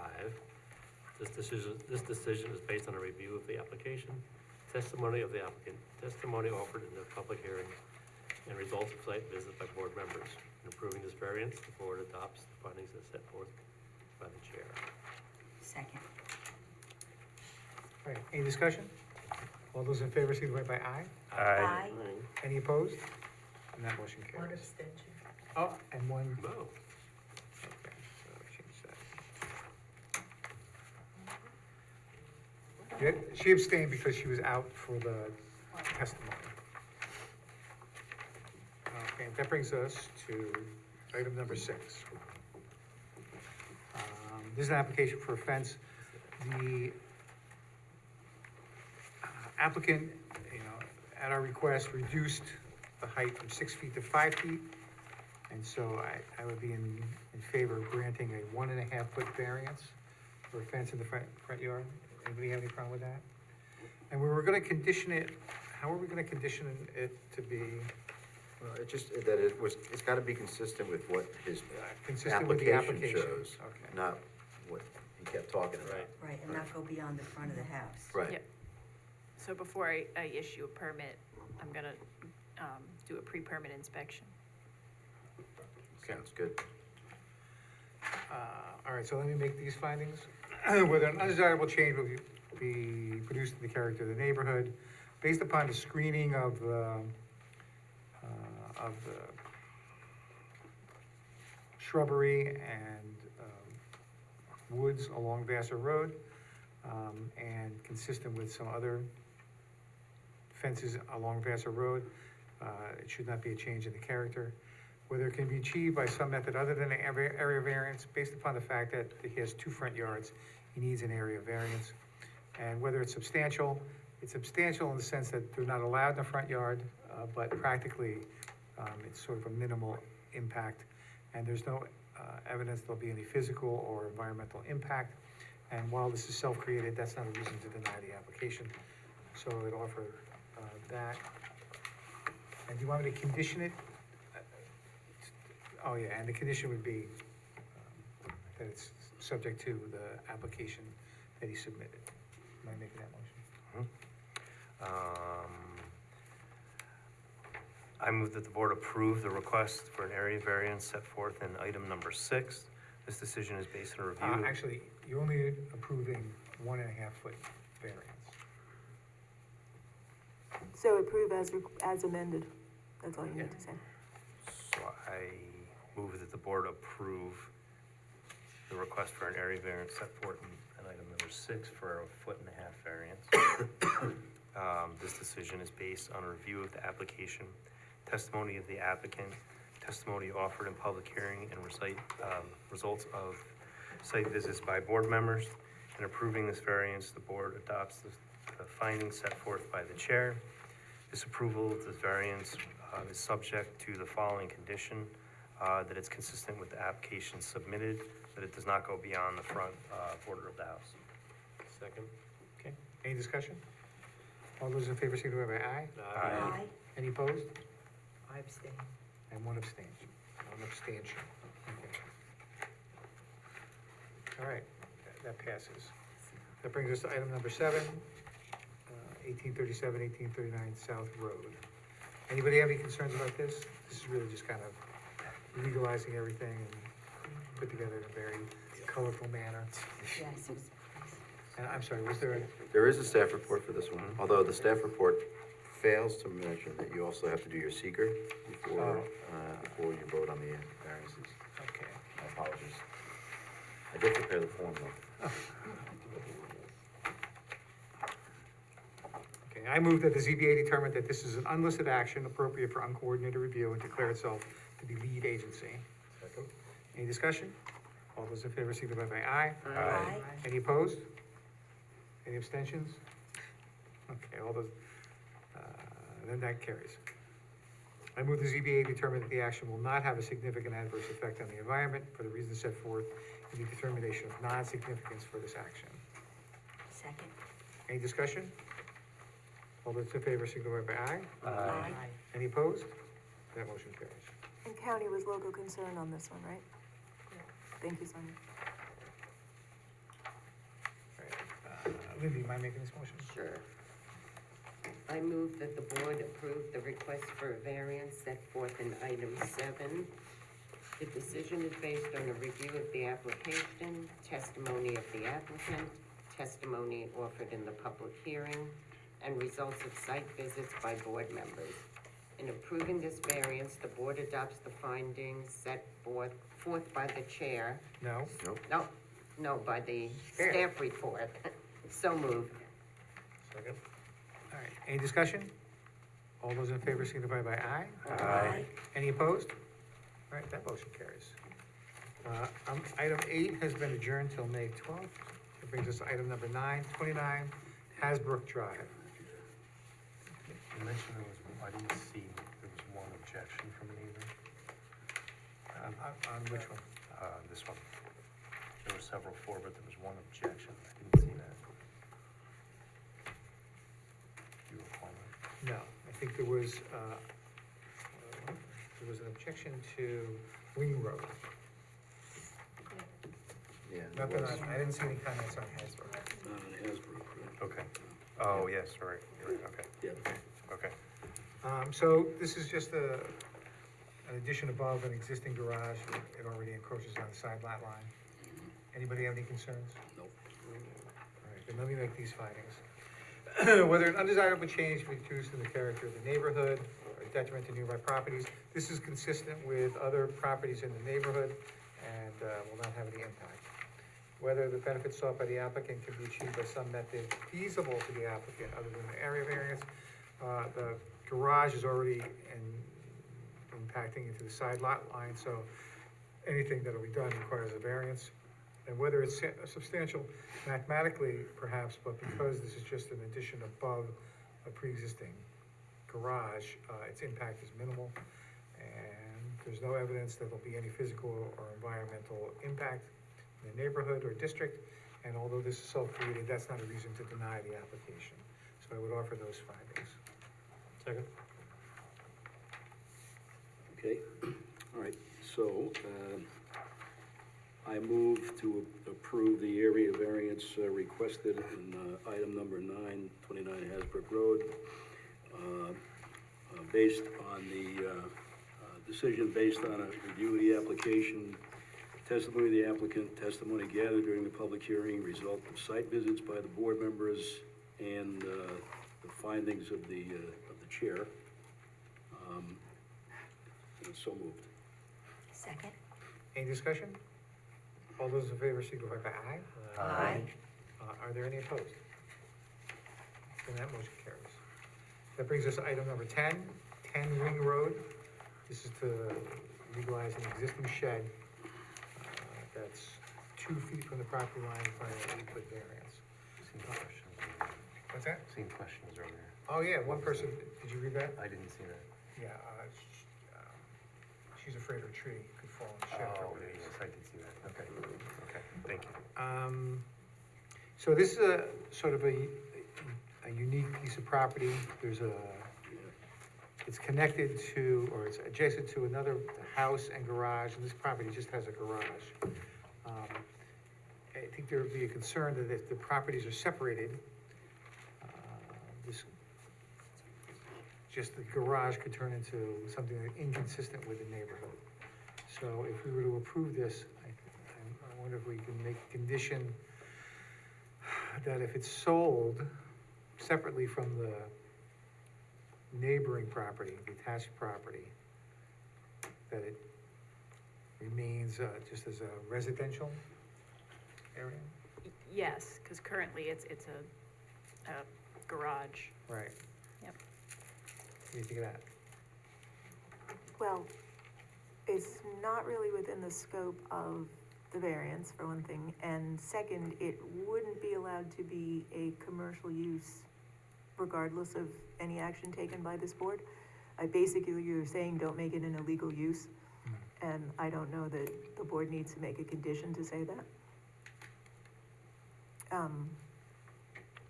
At such time where it, I mean, if you want something in the file so that a potential purchaser of only this lot would know, we can simply put something that says, it should be noted that, or the board noted, that the use for anything other than as a residential use or an accessory use to the adjacent residential parcel would not be permitted. Okay. Okay. In that case, let me offer these findings. With an undesirable change be placed, reducing the character of the neighborhood or detriment to nearby properties. The shed has existed there for years and years and years. It's on a pad, it can't really be moved easily, and so it's consistent with other properties in the neighborhood. Whether it can be cheap, the applicant, the benefits sought by the applicant can be achieved by some method feasible. It's really kind of impossible to move the thing, so this is it, we need a variance. Whether it's substantial, mathematically it is, but it's behind the principal structure up against the fence, so I think its impact is kind of minimal. And there's no indication, there's no evidence that it would have any physical or environmental impact, and while this is self-created, that's not a reason to deny it. So I would offer those. Christine, am I making this one? Okay, I move that the board approve the request for an area variance set forth in item number 10. This decision is based on a review of the application, testimony of the applicant, testimony offered in the public hearing, and results of site visits by board members. In approving this variance, the board adopts the findings as set forth by the chair. So moved. Second. Any discussion? All those in favor signify by aye. Aye. Any opposed? Okay, then that motion carries. The next is 1117 Maris Drive. Anybody have any concerns about this one? This is an unlisted action. Yep. Do I need to do? You need to do seeker. So I move that the ZBA determine that this is an unlisted action appropriate for uncoordinated review and declare itself to be the lead agency. Second. Any discussion?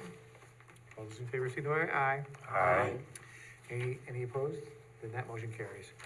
And I move that the ZBA determine that the action will not have a significant adverse effect on the environment for the reasons set forth in the determination of non-significance for this action. Second.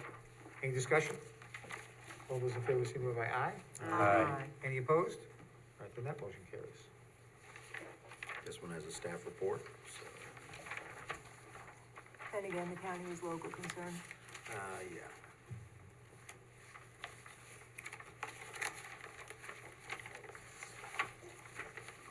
Yes.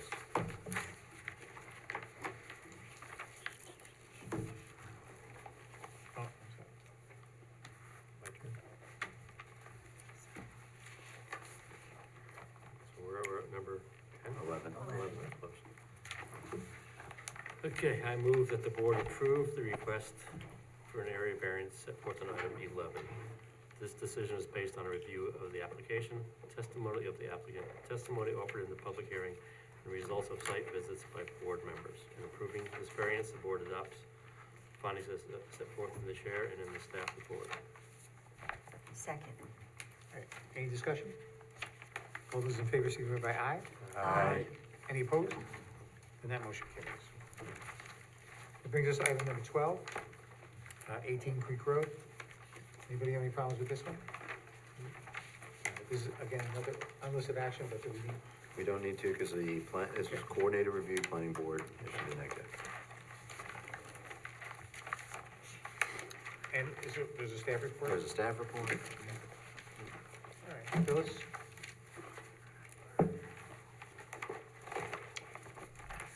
I move that the board approve the request for an area variance set forth in item number 12. This decision is based on a review of the application, testimony of the applicant, testimony offered in public hearing, and the results of site visits by the board. In approving this variance, the board adopts the findings as set forth in the staff report. Second. All right, any discussion? All those in favor, signify by aye. Aye. Any opposed? Then that motion carries. I move that we adjourn. Second. Any discussion? Okay. All those in favor, signify by aye. Can we please stay? Can we please stay a Any little opposed? longer? That motion carries.